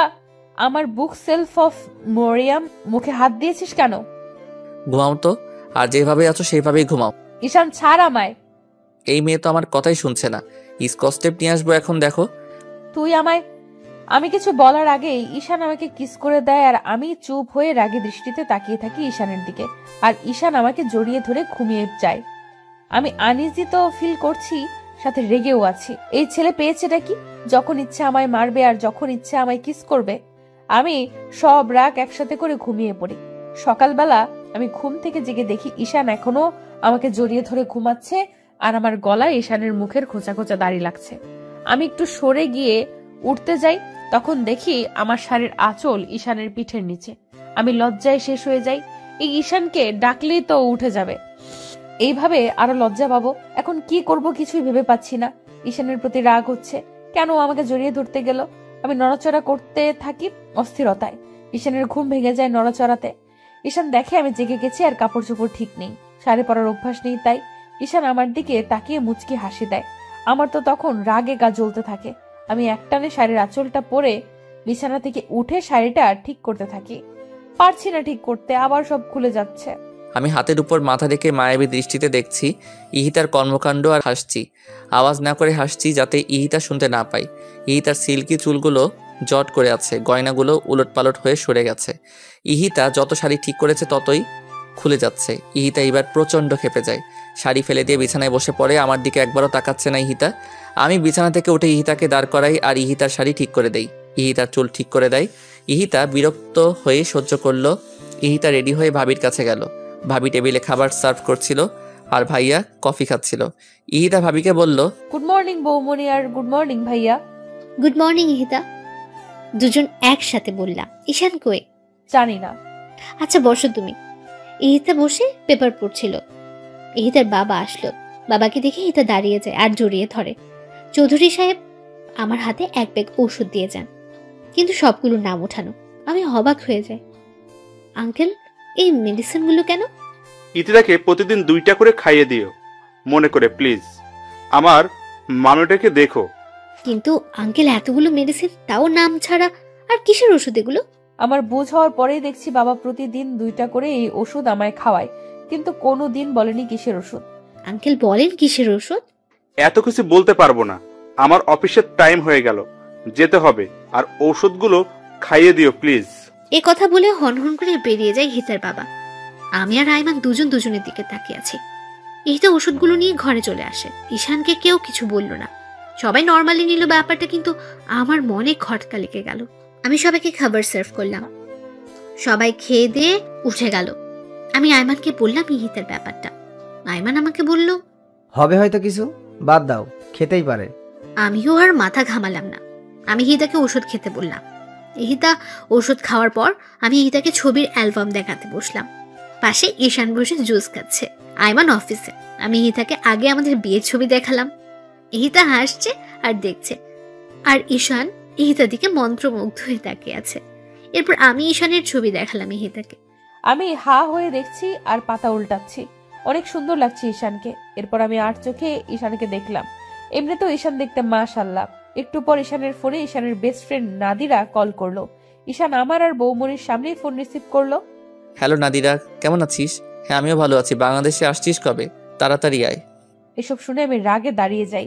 এরপর আমি সেখান থেকে ঘুরে চলে যাই আর ওয়াশরুমে গোসল করতে ঢুকি, কিন্তু কোনো কাপড় নিয়ে যাইনি, আমার সেই খেয়াল ছিল না। ডাক্তারের কথা শুনে আমি মাটিতে বসে পড়লাম আর হতভম্ব হয়ে ডাক্তারের দিকে তাকিয়ে রইলাম। ইহিতার বাবা চশমা খুলে ফ্লোরে বসে পড়লেন। আমি একদম নিস্তব্ধ হয়ে গেছি। আমার কি বলা উচিত বা কি বলবো সেটাই জানি না। কেবিন থেকে নার্স এসে ডাক্তারকে বলল, স্যার, পেশেন্ট তার বেবিকে দেখতে চাইছে, কি করব? যা করতে চাইছে করতে দাও, আটকিও না। আশরাফ, হিয়াকে হসপিটালে নিয়ে আয়। ভাইয়া খুব দ্রুত বাসায় ফোন করলো আর আম্মুকে বলল হিয়াকে নিয়ে ইমিডিয়েট হসপিটালে আসতে। ভাইয়া আমাকে উঠিয়ে কেবিনে নিয়ে গেল। আমি এক দৃষ্টিতে তাকিয়ে আছি ইহিতার দিকে। চোখগুলো লাল রঙের হয়ে গেছে। ইহিতার চোখ থেকে ঝর্ণা বইছে। কে কাকে কি বলবে কিছু বুঝতে পারছি না কেউ। ইহিতা আমার হাতের উপর হাত রাখলো। হিয়ার আব্বু, এই হিয়ার আব্বু, কথা বলবে না হিয়ার আম্মুর সাথে? কথাগুলো বলতে গিয়ে ইহিতার গলা ধরে আসছিল। আমি এখনো কিছু বলছি না, শুধু তাকিয়ে আছি। হিয়ার আব্বু শোনো, আমার হিয়াকে দেখো, কিন্তু তুমি তোমার খেয়াল রেখো আর কখনো আমায় মনে করে কেঁদো না, কিন্তু হিয়াকে সর্বোচ্চ দিয়ে ভালোবেসো। আমি থাকবো না তো কি হয়েছে, হিয়া তো আছে। একটা বিয়ে করো আমার ছোট্ট হিয়ার জন্য, আর শোনো, তাকে ভালোবেসো অনেক। আর একটা অনুরোধ রাখবে। ইহিতা, তুমি এসব কি বলছো? কিচ্ছু হবে না তোমার, আমরা আছি না। ভাইয়া ও কথা বলছে না কেন? ভাইয়া, ওকে কথা বলতে বলেন। ও কি একটা বার আমায় জড়িয়ে ধরবে না? ও এভাবে তাকিয়ে আছে কেন আমার দিকে? ও হিয়ার আব্বু, কথা বলো না একটু। হিয়ার আব্বু। ঈশান, এই ঈশান, ভাই ঈশান, ভাই আমার, একটাবার কথা বল। এইভাবে চুপ করে থাকিস না। দেখ, ইহিতা কাঁদছে, তোর ইহিতা কাঁদছে, একটাবার ওর সাথে কথা বল। এভাবে চুপ করে থাকিস না। একা আমায় রেখে চলে যাবে? হিয়াকে রেখে চলে যাবে? আমার ভালোবাসা তোমার কাছে কিছুই ছিল না? হিয়ার আব্বু, একটা বার আমায় জড়িয়ে ধরো, একটা বার। ইহিতা উঠতে চেষ্টা করলো। ভাইয়া ইহিতাকে উঠিয়ে দেয়। ইহিতা আমাকে জড়িয়ে ধরলো। আমিও ইহিতাকে পাগলের মতো জাপটে ধরে আছি। ইহিতার চুলগুলো সব আমার হাতের মুঠো বন্দি হয়ে আছে। কেঁদে দুইজনেই গা ভাসাচ্ছি। ইহিতার আব্বু, ভাইয়া, ভাবি, ডাক্তার, নার্স সবাই কাঁদছে। ভাবি সামনে আগানোর সাহস পাচ্ছে না। এরই মাঝে বাবা মা হিয়াকে নিয়ে কেবিনে ঢুকলো। হিয়া কাঁদছে অনেক। হিয়ার কান্নার আওয়াজ শুনে ইহিতা হিয়ার দিকে তাকায় আর খুব দ্রুত হিয়াকে কোলে নেয়। ইহিতা হিয়াকে কোলে নেওয়ার পর হিয়া একদম চুপ হয়ে যায় আর ইহিতার দিকে ফ্যালফ্যাল করে তাকিয়ে থাকে। ইহিতা বুকের সাথে মিশিয়ে ফেলে হিয়াকে। আমি ইহিতাকে ছাড়ছি না। ইহিতার কপালের সাথে কপাল লাগিয়ে বললাম, এই ছোট্ট হিয়াটা কি থাকতে পারবে ওর আম্মুকে ছাড়া? ও হিয়ার আম্মু, তুমি প্লিজ কোথাও যেও না হিয়াকে আর আমাকে ছেড়ে। আমি বেঁচে থেকেও যে মরে যাব। ইহিতা সোনা, প্লিজ তুমি যেও না কোথাও। আমি পারবো না তোমাকে ছাড়া থাকতে। আমি কিভাবে থাকবো তোমাদের ছাড়া? আমি মরতে চাই না, আমি মরতে চাই না। ইহিতা, আমি তোমায় কোথাও যেতে দিব না, কোথাও না। তুমি আমার আর আমার কাছেই থাকবে। ইহিতা, আমায় একা করে দিও না। আমি পাগল হয়ে যাব ইহিতা, পাগল হয়ে যাব। হিয়ার আব্বু, আমার হিয়াকে দেখো আর ওকে কখনো কষ্ট দিও না। ওর জন্য একটা মা এনে দিও। চুপ করো তুমি। আমার ইহিতার কিচ্ছু হবে না, কিচ্ছু না। বাবা, আমাকে মাফ করে দিও। এতদিন অনেক অন্যায় করেছি। তুমি নিজের খেয়াল রেখো, হিয়ার সাথে থেকো আর ওর জন্য একটা মিষ্টি মেয়েকে এনে দিও। আর ভাইয়া, বৌমনি, হিয়াকে দেখো আর আমার এই পাগলটাকেও দেখো, আমার বাবাকেও দেখো। আম্মু, আব্বু, আমায় মাফ করে দিও। অনেক বেয়াদবি করেছি তোমাদের সাথে, মাফ করে দিও। আর তোমাদের হিয়াকে দেখে রেখো। আমার সবচেয়ে প্রিয় জিনিস দুটো রেখে যাচ্ছি, আমার ঈশান আর হিয়া। ওদের অযত্ন করো না। কেউ কিছু বলতে পারছে না, শুধু কাঁদছে। নার্সরা সবাই বেরিয়ে গেছে এই দৃশ্য সইতে না পেরে। মায়ের কোলে সন্তান রেখে মা মারা যাচ্ছে, এর থেকে দুর্ভাগা হয়তো এই দুনিয়ার কেউ নেই। আমি ঈশানকে ছেড়ে দিয়ে হিয়াকে ঈশানের কোলে দিলাম। কাঁদবে না একদম, আর ঠিক মতো খাওয়া দাওয়া করবে। হিয়াকে খাওয়াবে, গোসল করাবে, খেলবে ওর সাথে। সব দায়িত্ব তোমায় দিয়ে গেলাম, কিন্তু কোনো দায়িত্ব নিতে যদি ভুল করেছো তো দেখো। আমি কেমনে থাকবো ইহিতা? আমায় নিয়ে যাও না তোমার সাথে। তোমায় ছাড়া আমি কেমনে থাকবো বলো ইহিতা, বলো। তুমি কেন বুঝছো না ইহিতা ছাড়া? ঈশান আমার কথা শেষ করার আগেই ইহিতা আমার বুকের উপর মাথা কাত করে দেয় আর হিয়ার উপর এক হাত ফেলে দেয়। আমার তখন বুক ধুক করে ওঠে, আমার হাত কাঁপছে। ভাইয়া হিয়াকে নেয় আমার কাছ থেকে, আর আমি ইহিতার মাথা নাড়িয়ে দেখি ইহিতা কথা বলছে না। আমি ইহিতার গাল ধরে বলি, ইহিতা, এই হিয়ার আম্মু, কোথায় গেলা তুমি? এই ইহিতা, ইহিতা। ইহিতার বাবা চুপ হয়ে যায় আর ডাক্তার আমাকে সরিয়ে দেয় ইহিতার সামনে থেকে। ভাবি সেন্সলেস হয়ে যায়। ভাইয়া হিয়াকে সিমির কাছে দিয়ে ভাবির জ্ঞান ফিরালো। ভাবি তখন ভাইয়াকে জড়িয়ে ধরে হাউমাউ করে কেঁদে দেয়। ইহিতার মুখের দিকে তাকিয়ে আছি আমি। হিয়া অনেক কান্না করছে, হিয়ার কান্না কেউ থামাতে পারছে না। আমি তখন হিয়াকে কোলে নেই। হিয়াকে কোলে নিয়ে আমি ইহিতার লাশের সামনে যাই। হিয়া তখন ইহিতার জামা ধরে টানাটানি করছিল, কিন্তু ইহিতার নির্জীব শরীর আর তার আদরের মেয়ের ছোঁয়া বুঝতে পারছে না। আমি হিয়াকে বুকে জড়িয়ে নিয়ে শুধু কাঁদছি। সামনে ইহিতার মায়াভরা মুখটি চোখ বন্ধ করে রেখেছে সারা জীবনের জন্য। ইহিতার বাবা কিছু বলছে না। ডাক্তার সাগর ইহিতার বাবাকে সামলাচ্ছেন। ভাইয়া ভাবি আমার কাছে এসে দাঁড়ায়। ভাবি হিয়াকে আমার কোল থেকে নেয়, ভাইয়াকে জড়িয়ে ধরে হাউমাউ করে কেঁদে দেয় আমি। ভাইয়ারে, আমি থাকবো কিভাবে এই মায়াপরীকে ছাড়া? আমার হিয়া থাকবে কিভাবে? ও এইভাবে আমাদের দুইজনকে একা ছেড়ে চলে গেল কেন? ভাইয়া কথা বলো, আর কখনোই তো ও আমায় বলবে না খাইয়ে দাও, বলবে না দুষ্টামি করো না। ভাইয়া, আমার বুকটা যে ফেটে যাচ্ছে রে ভাইয়া। ইহিদাকে এনে দাও ভাইয়া, এনে দাও, আমি মরে যাবো ওকে ছাড়া। ভাই তুই কাঁদিস না, তুই এইভাবে ভেঙে পড়লে হিয়ার আম্মুকে কে দেখবে বল? এখন তোর উপরে দায়িত্ব কত তুই জানিস না, শক্ত কর নিজেকে। ভাইয়া, আমি ইহিতাকে ছাড়া থাকতে পারবো না। ভাইয়া এনে দাও ওকে। ভাইয়াও কাঁদছে, কিন্তু কি বলবে? ভাবি করিডোরে দাঁড়ায় হিয়াকে নিয়ে। মা বাবাও ভাবির পাশে বসে কাঁদছে। 1 ঘন্টার মধ্যে ইহিতাকে দাফন করা হলো। আমি হাতে মাটি লাগা থাকা অবস্থায় হিয়াকে নিয়ে কবরের সামনে বসে পড়লাম আর চোখের পানি দিয়ে কবর ভিজাচ্ছি। হিয়াও চিৎকার করে কাঁদছে। আমি কোনো কথা বলছি না, শুধু হিয়ার দিকে তাকিয়ে আছি। আম্মু দেখ না, তোর আম্মু কি শান্তিতে ঘুমাচ্ছে তোকে আর আমাকে ছেড়ে? বলতো আম্মু, তুই কি থাকতে পারবি তোর আম্মুকে ছাড়া? ভাইয়া পাশে দাঁড়িয়ে কান্না করছে, সাথে বাবা আর আঙ্কেল। আমি হিয়াকে বলছি, জানো হিয়া, তোমার আম্মু কখনো অন্ধকারে থাকতে পারতো না। আজ দেখো ও নিজেই অন্ধকার হয়ে গেছে। ও ভয় পেলেই আমার টি শার্ট ছিঁড়ে ফেলতো টান দিয়ে, কিন্তু এখন কে ছিঁড়বে? আমি ওর এত স্মৃতি নিয়ে কিভাবে বাঁচবো বলো না হিয়া আম্মু? বাবা আর ভাইয়া আমাকে উঠালো। বাড়ির গার্ডেনেই কবর দেওয়া হয়েছে ইহিতাকে। আমি উঠবো না। ভাইয়া জোর করে উঠালো আমাকে, ভাবির কোলে দিল হিয়াকে। ভাইয়া ভাবিকে বলল হিয়াকে খাবার খাওয়াতে। ভাইয়া আমাকে নিয়ে গেস্ট রুমে গেল, কারণ বেডরুমে গেলেই আবার পাগলামি শুরু করব ইহিতার সব কিছু দেখে। ভাইয়া নিজেই আমাকে ফ্রেশ করিয়ে দিল। এই অবস্থায় কে কাকে দেখবে? কিন্তু ভাইয়া আর ভাবি শক্ত হাতে সব সামলাচ্ছে। রাত যত বাড়ছে আমার কান্নার আওয়াজ তত জোরেই শোনা যাচ্ছে। দরজার বাইরে দাঁড়িয়ে সবাই কাঁদছে, কিন্তু কেউ আমাকে সান্ত্বনা দেওয়ার সাহস পাচ্ছে না। আমি এখনো বেডরুমে যাইনি, মাটিতে শুয়ে শুয়ে শুধু কাঁদছি। সারাদিনে কেউ কিছু খায়নি, আমার চোখে চোখ রেখে কেউ কিছু বলতে পারছে না। বারবার ইহিতার কথা কানে বাজছে। বেয়াদব, স্টুপিড, ছোট লোক। ইহিতার বিভিন্ন ভঙ্গিতে কথা বলা এখন আমাকে আরো কষ্ট দিচ্ছে। রাতে আমাকে জড়িয়ে ধরে ঘুমানো, এসব এখন সবই স্মৃতি আমার কাছে। আমি আর পারছি না এভাবে থাকতে। কষ্টের মধ্যেই শেষ হয়ে যাচ্ছি। আমার সামনে থাকা একটা ছুরি হাতে নেই আমি। ভাইয়া আর বাবা দৌড়ে এসে আটকায় আমাকে। আমি আব্বুকে জড়িয়ে ধরে বলি, পাপা, আমি এভাবে বেঁচে থেকে কি করব পাপা? পাপা, আমি পারবো না এভাবে বেঁচে থাকতে। আমার ইহিতাকে এনে দাও তোমরা। আমি মরে যাব পাপা, আমি মরে যাব। আব্বু, তুই না আমার লক্ষ্মী ছেলে, আমার দাদু ভাইকে কে দেখবে তুই এমন করলে? আব্বু, পাগলামি করিস না। ইহান, কেঁদো না, নিজেকে শক্ত করো, এইটাই হওয়ার ছিল। ভাই তুই না আমার ভাই, ঈশান মির্জাকে এইভাবে মানায় না। আমার ভাই সবসময় হাসি খুশি থাকবে, সেই ভাইকে আমি দেখতে চাই, অন্তত আমাদের হিয়া মামুনির জন্য। ঈশান, দেখো হিয়া কিভাবে তাকিয়ে আছে তোমার দিকে। তুমি এই পাগলামো করলে এই মেয়েটাকে কে দেখবে? ঈশান হিয়াকে কোলে নিয়ে বিছানায় বসে পড়ল।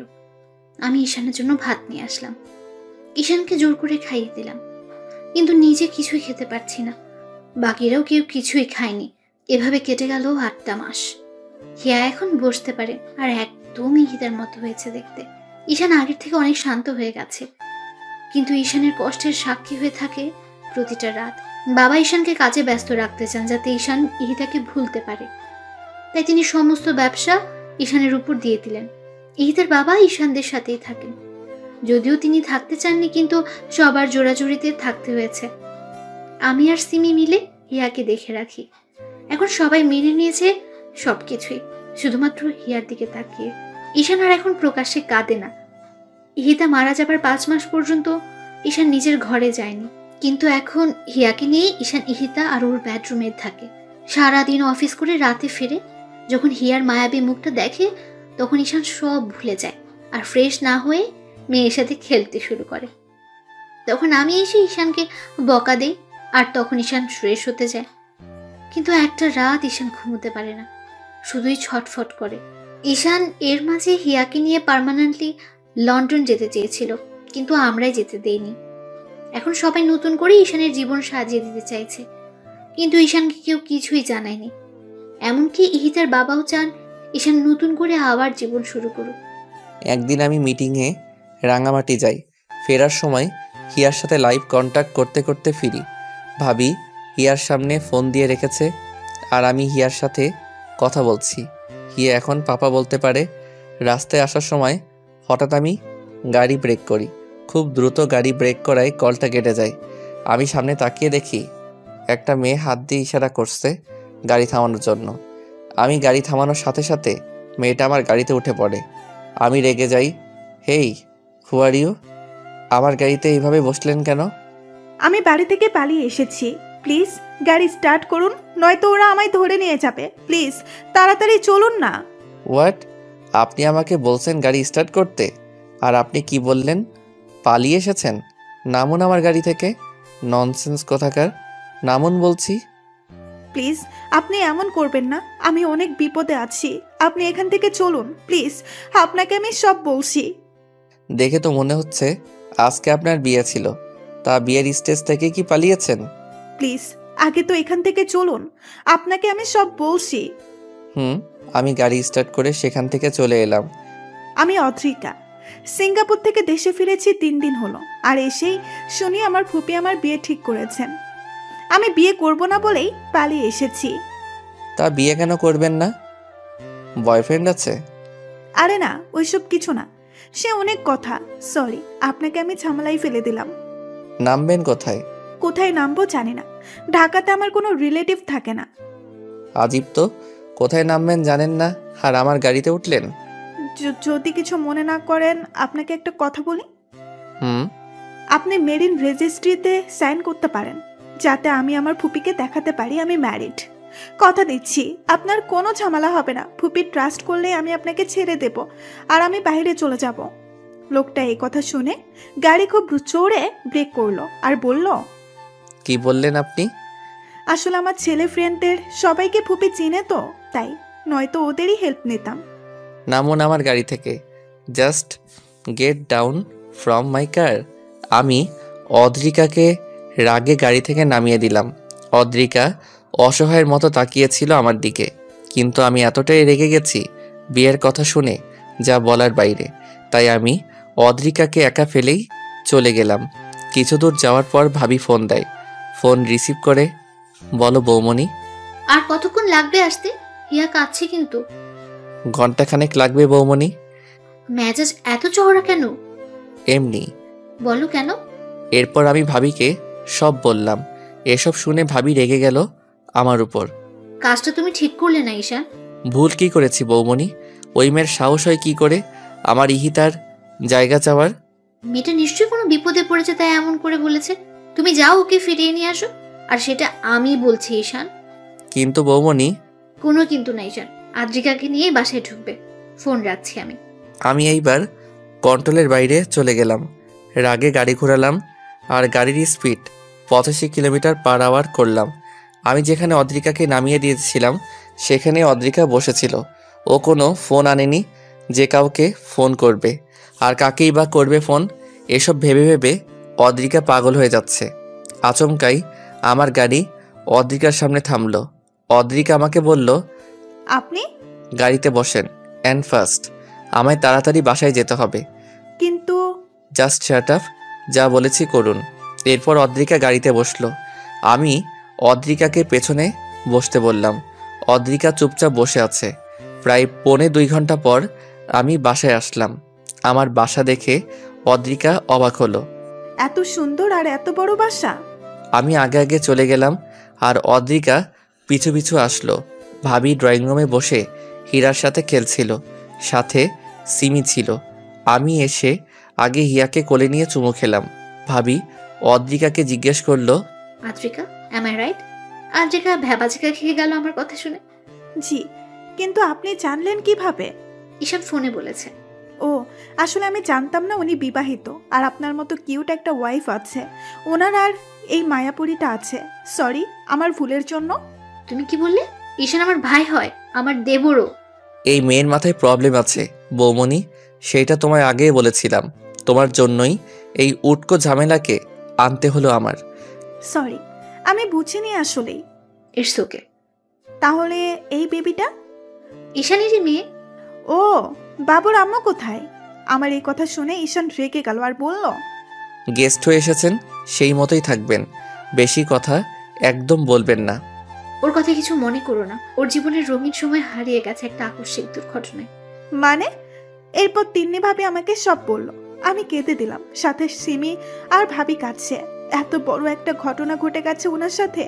এই মায়াপুরীটা কিভাবে আছে মায়ের আদর ছাড়া? ঈশানের ভালোবাসায় মেয়েকে চোখের আড়াল করে না ঈশান।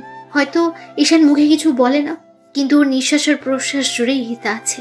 সকালে যখন মামুনিকে আনতে যাই তখন বুঝি কত রাত ঘুমায় না ঈশান, কিন্তু কেউ কিছু বলতে পারি না আমরা।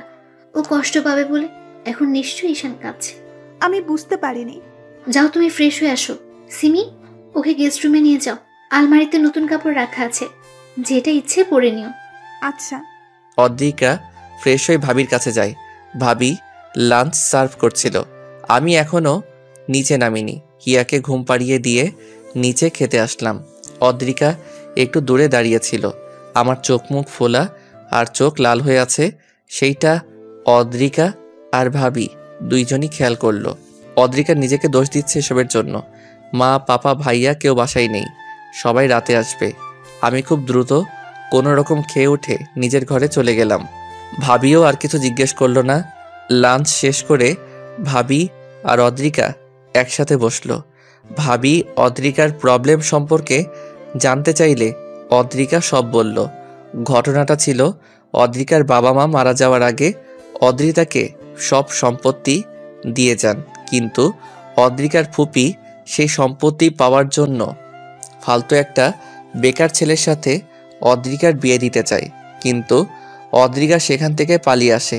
অদ্রিকা সবেমাত্র পড়াশোনা শেষ করে দেশে ফিরেছে, আর এর মাঝেই সে তার ফুপির আসল রূপ দেখতে পায়। এসব বলতে বলতে অদ্রিকা একটা দীর্ঘ নিঃশ্বাস ফেলল। এর মাঝে অদ্রিকা একবারও আমার বেডরুমে যায়নি। অদ্রিকা আসার পর ভাবি একজন সঙ্গী পেয়েছে, কিন্তু অদ্রিকার নিজেকে ঝামেলা মনে হচ্ছে। হঠাৎ করে অদ্রিকা নিজের অজান্তে আমাকে কষ্ট দিয়ে ফেলল। এসব ভেবে অদ্রিকার মন ভীষণ খারাপ। রাত পর্যন্ত আমি নিচে নামলো না। ভাবিও 3 বার গিয়ে হিয়াকে দেখে এসেছে, কিন্তু অদ্রিকা আসেনি একবারও আমার ঘরে। রাতে সবাই একসাথে ডিনার করলাম। রাতে যখন সবাই খেতে বসলো তখন সবাই ভাবিকে জিজ্ঞেস করছিল, এই মেয়েটা কে? এরপর ভাবি অদ্রিকার সব কথা বলল সবাইকে। আমি চুপচাপ খাচ্ছি, আর হিয়া সিমির কোলে। অদ্রিকাকে দেখে হিয়া অদ্রিকার কোলে আসতে চাইছে। অদ্রিকাও ছটফট করছে হিয়াকে কোলে নেওয়ার জন্য। এরপর অদ্রিকা খাওয়া শেষ না করেই হিয়াকে কোলে নিল। হিয়াকে কোলে নেওয়ার পর হিয়া অদ্রিকার চুল ধরে হেসে দেয়। অদ্রিকা হিয়াকে চুমু দিল। এরপর হিয়াকে কোলে নিয়ে খাওয়া শেষ করলো অদ্রিকা। সবাই হিয়ার দিকে তাকিয়েছিল। কতটা খুশি হয়েছে হিয়া অদ্রিকাকে পেয়ে। আমি খাওয়া শেষ করেই হিয়াকে নিয়ে উপরে চলে গেলাম। হিয়া তখন কেঁদে দিল, কিন্তু আমি হিয়াকে থামাতে থামাতে উপরে উঠে গেলাম। অদ্রিকার মন খারাপ হয়ে গেল আমার এমন ব্যবহারে। অদ্রিকাকে তখন ভাবি বলল, কিছু মনে করো না। না বৌমনি। রাতে আমি গেস্ট রুমে ঘুমিয়ে পড়লাম। খাওয়া দাওয়া শেষ করে ইতিহার বাবা, ইহানের মা ঈশানের পাপা ভাবি আর ভাইয়াকে ডাকলো। মেয়েটা তো ভালোই বৌমা। হ্যাঁ মা, অনেক হাসি খুশি একটা মেয়ে। দেখতেও অনেক সুন্দরী আর হায়ার এডুকেশনও। হ্যাঁ আঙ্কেল, আসলে আপনারা যদি অনুমতি দেন তাহলে আমি একটা কথা বলবো। বলো। আজকে হিয়া আদ্রিকার কোলে অনেক খুশি ছিল। মনে হলো আদ্রিকাকে ও আগে থেকেই চেনে, আর ঈশানের সারাটা জীবন পড়ে আছে। তাই আমি চাইছি যদি আদ্রিকা রাজি থাকে তাহলে ঈশানের সাথে আদ্রিকার বিয়ে দিলে কেমন হয়? বৌমা, আমরাও এই কথাটাই ভাবছিলাম। ছেলেটার কত একা থাকবে, ওর তো একটা চাওয়া পাওয়া আছে, আর ওর মন থেকে ইহিতার স্মৃতি মুছার জন্য একটা ওয়ে দরকার। আর এইটা হচ্ছে অদ্রিকার মতো ভালো আর রুচিশীল একটা মেয়ের সঙ্গ। হ্যাঁ বেয়াই, আপনি ঠিক কথাই বলেছেন। কিন্তু পাপা, ঈশান তো রাজি হবে না, আর ও চাইবে না আবার বিয়ে করতে। জানি আইমান, কিন্তু ওকে তো রাজি করাতে হবে, নয়তো এই ছোট মেয়েটা তো মায়ের আদর থেকে সারা জীবন বঞ্চিত হবে। ঈশানকে বলে দেখবো আমরা কালকে সন্ধ্যায় বলবো যখন ও বাসায় আসবে। পাপা, আমিও একটু খোঁজ নিই অদ্রিকার, কালকের মধ্যে খোঁজ নিচ্ছি আমি। সেইটাই ভালো। আমি হিয়াকে ঘুম পাড়িয়ে বারান্দায় দাঁড়িয়ে আছি। আমার কিছুতেই ঘুম আসছে না। এই বারান্দায় দাঁড়িয়ে কত মজা করেছে আমি আর ইহিতা, সেসব ভেবেই কাঁদছি। বারবার মনে হয় এই বুঝি ইহিতা ফিরে আসবে আর বলবে আমি এসে গেছি। তো আর কত কাঁদবে। তার 8 মাসের ছোট্ট মেয়েটা মাত্র 7 দিনে পেয়েছে মায়ের আদর। আরও একটা নির্ঘুম রাতের সমাপ্তি হলো আমার। সকালে রেডি হয়ে টেবিলে আসলাম ব্রেকফাস্ট করার জন্য। ওয়ালেটের ঘড়ি নিয়েছো ঈশান? নিশ্চয়ই নাওনি। সরি বৌমনি, ভুলে গেছি। আমি নিয়ে আসছি। দাঁড়াও, তোমায় যেতে হবে না, আমি নিয়ে আসছি। ফাইল নিয়েছো সব? হ্যাঁ, ভাবি আমার ঘরে গিয়ে সব নিয়ে আসলো। হিয়া অদ্রিকার সাথে সোফায় বসে খেলছে। আমি হিয়াকে দেখছি, হিয়া কতটা খুশি। আমি নাস্তা করে হিয়াকে আদর করে চলে গেলাম। হিয়াকে নিয়ে খেলতে খেলতে অদ্রিকা আমার ঘরে গেল। দেয়ালে শুধুই ইতিহার ছবি আর হিয়ার ছবি। ইতিহার ব্যবহার করা পারফিউমটাও দেখতে পেলাম। অনেক সুন্দর ঈশানের রুমটা, কিন্তু সব জায়গাতেই শোকের অনেক বড় একটা ছাপ। আমি চলে আসলাম ঈশানের রুম থেকে। আমার জামা কাপড় গুছাচ্ছি হিয়াকে সিমের কোলে দিয়ে। আমি চলে যাব, কারণ আমি চাই না ঈশান আবার কষ্ট পাক আমার জন্য। তিন্নি ভাবি আমাকে খুঁজতে যখন গেস্ট রুমে আসলো, তখন দেখলো আমি রেডি হচ্ছি। কি ব্যাপার, কোথায় যাচ্ছ? আমি অবাক হয়ে আদ্রিকাকে জিজ্ঞেস করলাম। বৌমনি, চলে যাচ্ছি। একটা দিন তো আপনাদের অনেক কষ্ট দিলাম, আর কত। বুঝলাম, তা যাবেন কোথায়? সিঙ্গাপুরেই চলে যাব। ব্যাংকে ক্যাশ যা আছে সেইগুলো নিয়ে। ফুপি তো ভেঙেই ফেলেছে সব। আর আপনাদেরকেই বা কতদিন কষ্ট দিব এভাবে আগাছা হয়ে থেকে? যদি পার্মানেন্ট করে রাখি তো? মানে? হিয়ার সবচেয়ে ভালো আম্মু হয়ে দেখাবা, পারবা না? তার মানে? তুমি যদি রাজি থাকো তাহলে আমার ভাইয়ের বউ বানাবো তোমাকে। ঈশানের দায়িত্ব আর মামুনির দায়িত্ব সব নিজের হাতে সামলাতে হবে। আমি ফ্রেশ হয়ে এসে দেখি অদ্রিকা খাটে বসে ঝিমাচ্ছে। আমি শুধু তাকিয়েই রইলাম অদ্রিকা কি করে এটা দেখার আশায়। আমি টাওয়েল সোফার উপর রেখে অদ্রিকার দিকে তাকিয়ে আছি আর হাসছি। অদ্রিকা বসে বসে কিভাবে ঝিমাচ্ছে এইটা দেখে এক পর্যায়ে আমি জোরে হেসে দেই, আর অদ্রিকা চোখ তুলে দেখে আমি হাসছি। অদ্রিকা দাঁড়িয়ে গিয়ে জিজ্ঞেস করে, হাসছেন কেন? মুরগির মতো ঝিমালে তো হাসবই। আমি মুরগি? চোখ রাঙান কেন? হাসেন কেন? তর্ক বাদ দিন। ঘুম পেয়েছে, ঘুমিয়ে যাবেন, কথা শেষ। আপনার মতোই তো, যখন যা মন চাই করি নাকি? ঝগড়া করবেন না তো। লাঞ্চে কি খাবেন বলুন? যা রান্না করে বৌমনি সেটাই। আপনি কি খাবেন সেটা বলুন। বিরিয়ানি হলে ভালো হয়। আচ্ছা, করে দিচ্ছি। তাই নাকি? তো কি মনে হয়, পারি না নাকি? না, অনেক পারেন। ইয়েস, হিয়ার পাশে বসুন। আচ্ছা। অদ্রিকা রান্না করতে গেল। আমি হিয়ার পাশে বসে ফোন টিপছিলাম। লাঞ্চে আমি ঈশানকে ডাকলাম, আর ঈশান খেতে এলো। খাওয়া দাওয়া শেষ করে টিভি দেখতে বসলো ঈশান। প্রায় 2 ঘন্টা টিভি দেখিয়ে ঘুমিয়ে পড়লো। সন্ধ্যায় ঘুম থেকে উঠে ঈশান হিয়ার সাথে খেললো। সারাদিন হেসে খেলেই গেল ঈশানের। রাতে ঘুমানোর সময় আমি ঈশানকে বললাম, খাটে শুবেন ঠিক আছে, কিন্তু হিয়ার উপরে হাত তুলে দেন কেন? ব্যথা পায় না? আমি তো বুঝি নাই, বুঝলে তো আর দিতাম না। আমি মাছে শুচ্ছি। এই না, আমি গেস্ট রুমে চলে যাই, আপনি হিয়াকে নিয়ে এখানে থাকেন। পা কেটে দিব একদম, এখানেই ঘুমাবেন আর আমি মাঝেই শুব। একবার না বলেছি না? অদ্রিকা আর কোনো তর্ক না করে লাইট অফ করে আমার পাশে শুয়ে পড়ল। আমার দিকে তাকিয়ে বলল, আপনার স্ত্রী হই না এখন আমি? কেন আমাকে এভাবে দূরে সরিয়ে রাখছেন বলুন তো? কষ্ট হয় না আমার? ঈশান কিছু না বলে কিছু স্পেস রেখে মুখ ঘুরিয়ে শুয়ে পড়ল। আমি ওই হিয়ার দিকে তাকিয়ে শুয়ে পড়লাম। সকালবেলা ঈশান অফিসে চলে গেল। এদিকে সবাই মিলে ঈশানকে সারপ্রাইজ দেওয়ার জন্য গতকালকেই প্ল্যান করে রেখেছে। আজ ঈশানের বার্থডে। সবাই মিলে সব রেডি করলো। সারা দিন ধরে আমি রান্না বান্না করলাম, হিয়াকে রেডি করালাম। সন্ধ্যার আগে আগে কেক নিয়ে আসলো ভাইয়া। কেকটাতে ঈশান আর হিয়ার ছবি। অসম্ভব সুন্দরভাবে আয়োজন করলো ভাইয়া আর ভাবি। ঈশানের গাড়ির আওয়াজ শুনে সবাই বাড়ির সব লাইটস অফ করে দিল। হঠাৎই লাইট অফ হয়ে যায়। ঈশান ফোনের ফ্ল্যাশ লাইট জ্বালিয়ে বাড়িতে ঢুকে। আমি সম্পূর্ণ ইতিহার মতো করে সেজেছি। ইতিহার শাড়ি আর গহনা পরে ইতিহার মতো হেয়ার স্টাইল করেছি। ঈশান দরজার সামনে আসতেই সব কয়টা রঙিন বাতি জ্বালিয়ে দিল ভাইয়া। সবাই ঈশানকে উইশ করলো, শুধু আমিই করলাম না। আমি হিয়াকে কোলে নিয়ে সিঁড়ির পাশে দাঁড়িয়ে আছি। যখন বাড়ির সম্পূর্ণ আলো চলালো তখন ঈশান আমাকে দেখে হাত থেকে ফোন ফেলে দিল। ঈশান বিশ্বাস করতে পারছে না কে এটা।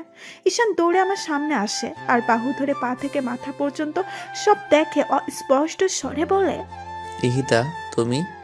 শুভ জন্মদিন মাই লাইফ।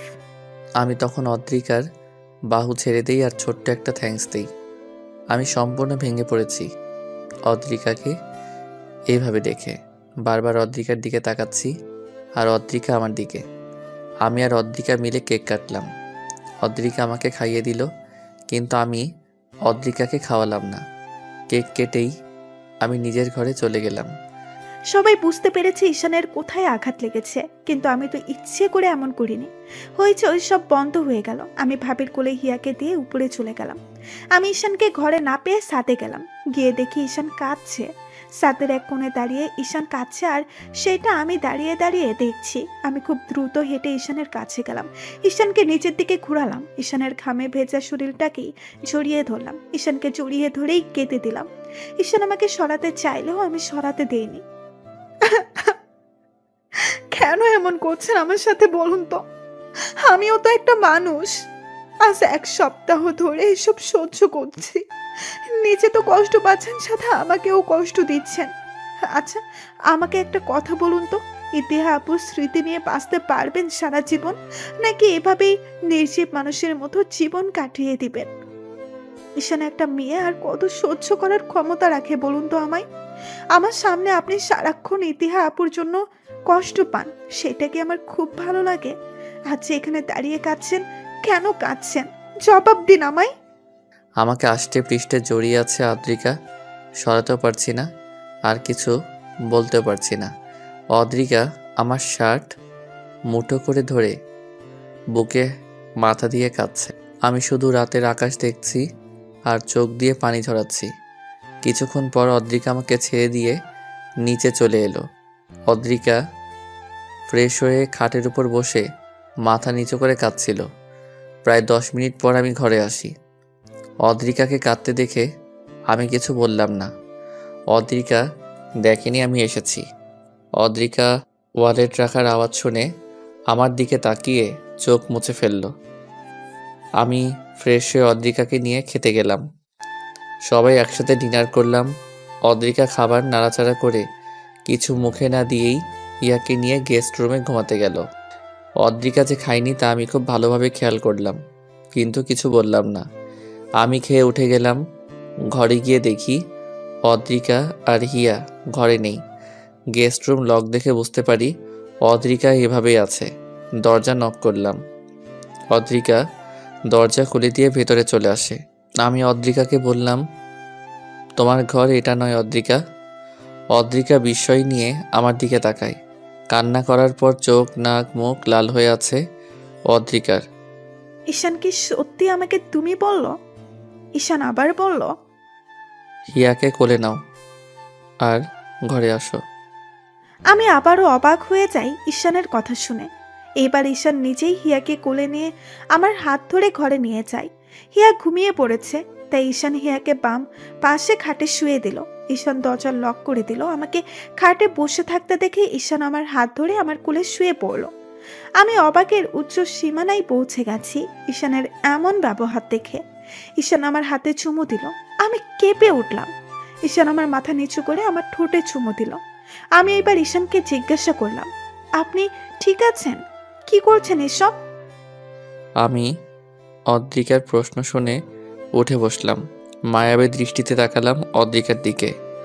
অদ্রিকার সিল্কি চুলগুলো কানের পেছনে গুজে দিয়ে বললাম, আমি ঠিক আছি, আর সম্পূর্ণ ঠিকই আছি। এতদিন ঠিক ছিলাম না। ইহিতাকে ভালোবাসি 6 বছর ধরে। বিয়ের 1 বছরের মাথায়ও মারা গেল। 6 বছরের অপেক্ষা, আক্ষেপ সব নষ্ট হয়ে গেল আমার, যখন ইহিতা আমার বুকের উপর শুয়ে মারা গেল। এই 8 মাস প্রতিটা সেকেন্ড ইহিতাকে খুঁজেছি আমি। অনেক ভালোবাসি ওকে আমি। ও আমার মনের জায়গাতেই আছে, যে জায়গায় ওর থাকার কথা। কিন্তু এই সত্যির মাঝেও চরম সত্যি হচ্ছে, তোমায় আমি বিয়ে করেছি। হ্যাঁ, সেইটা নিজের ইচ্ছাই করিনি, সেইটা তুমিও ভালো জানো। কিন্তু আমার ইচ্ছা অনিচ্ছাই তো তোমার জীবনটা এলোমেলো হয়ে যাচ্ছে। ইহিতা আজ নেই, কিন্তু ওর স্মৃতি তো থাকবে আমার কাছে সারা জীবন। তোমায় বিয়ে করেছি কষ্ট দেওয়ার জন্যে নয়, কিন্তু সেই কষ্টটাই তুমি পাচ্ছ। তোমায় কষ্ট দেওয়ার কোনো অধিকার নেই আমার। এতদিন তাহলে কোথায় ছিল আপনার এই কথাগুলো? নাকি এতদিন আমি ছিলাম না? ঈশান জীবন কাউকে দ্বিতীয় সুযোগ দেয় না, কিন্তু আপনাকে দিয়েছে। আমাকে কি আপনার যোগ্য মনে হয় না? নাকি আমি ইতিহা আপুর মতো আপনাকে ভালোবাসতে পারি না? ইহিতার মতো করে ভালোবাসা লাগবে না, তুমি তোমার মতো করেই ভালোবাসো। খাচ্ছেন কেন আপনি? না, এমনি। আমি আপনাকে অনেক কষ্ট দিয়ে ফেললাম, তাই না? না, তুমি আমায় কষ্ট দেওয়ার কে বলো তো? স্রষ্টা চান এমনটাই হোক, তাই হয়েছে। ঈশান, আপনি আপনার মতো থাকুন, আর বিরক্ত করব না আপনাকে। আমি জানি আপনি কতটা ভালোবাসেন ইতিহা আপুকে, যার কারণে এসব আপনি মেনে নিতে পারছেন না। সমস্যা নেই, এইভাবেই থাকবো আমি সারা জীবন। শুধু আপনার সাথে থাকতে দিলেই হবে, আর কিচ্ছু লাগবে না। ঘুম পেয়েছে, ঘুমাবো। অদ্রিকা পিছু হাঁটতে নিলে আমি অদ্রিকাকে এক টানে নিজের কাছে নিয়ে আসি। অদ্রিকার মাথা আমার বুকের সাথে বাড়ি খায়, চুলগুলো খুলে গেছে। আমি অদ্রিকাকে বললাম, ইহিত আমার অতীত, আর তুমি বর্তমান। মানুষ বর্তমানকে নিয়ে বাঁচতে পারে, অতীতকে নিয়ে নয়। অতীত মানুষকে তিলে তিলে নিঃস্ব করে দেয়। আজ আমার ইহিতা যদি থাকতো তোমার বদলে, তাহলে হয়তো বলতো, ঈশান তুমি ঠিক করছো না। তোমার সুখ দেখতে চেয়েছিলাম আমি, চোখের পানি নয়। ইহিতা আর তোমার মধ্যে তফাৎটা কি জানো? ইহিতা ছিল আমার প্রথম প্রেম, আর তুমি প্রথম বন্ধু। মানুষ কখনোই এই দুইটা জিনিস ভুলতে পারে না। তুমি থাকলেও যেমন আমি ইহিতাকে ভুলতে পারবো না, তেমনি তোমায় ছাড়া সামনে চলতে পারবো না। ইহিতাকে ভুলাও আমার পক্ষে সম্ভব নয়, আর তোমাকে কষ্ট দেওয়াও আমার দ্বারা সম্ভব না। হয়তো তুমি আমার হবে বলেই এত আয়োজন। এত পাগল ছিলেন আপনি ইতিহা আপুর জন্য? থাক, সেই সব বাদ দাও।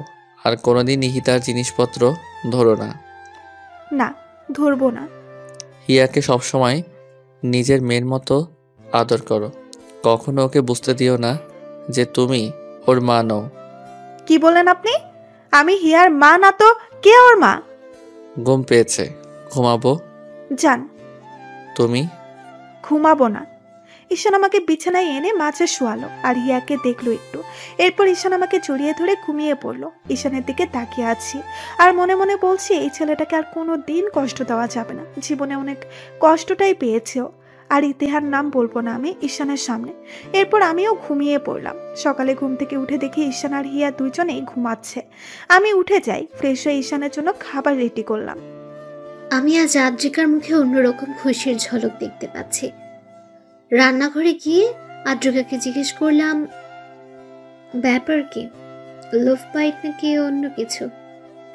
কিছুই না বৌমনি। ঈশান কই? ঘুমান। উঠানে? না। দেখে দাও, অফিসে যাবে না?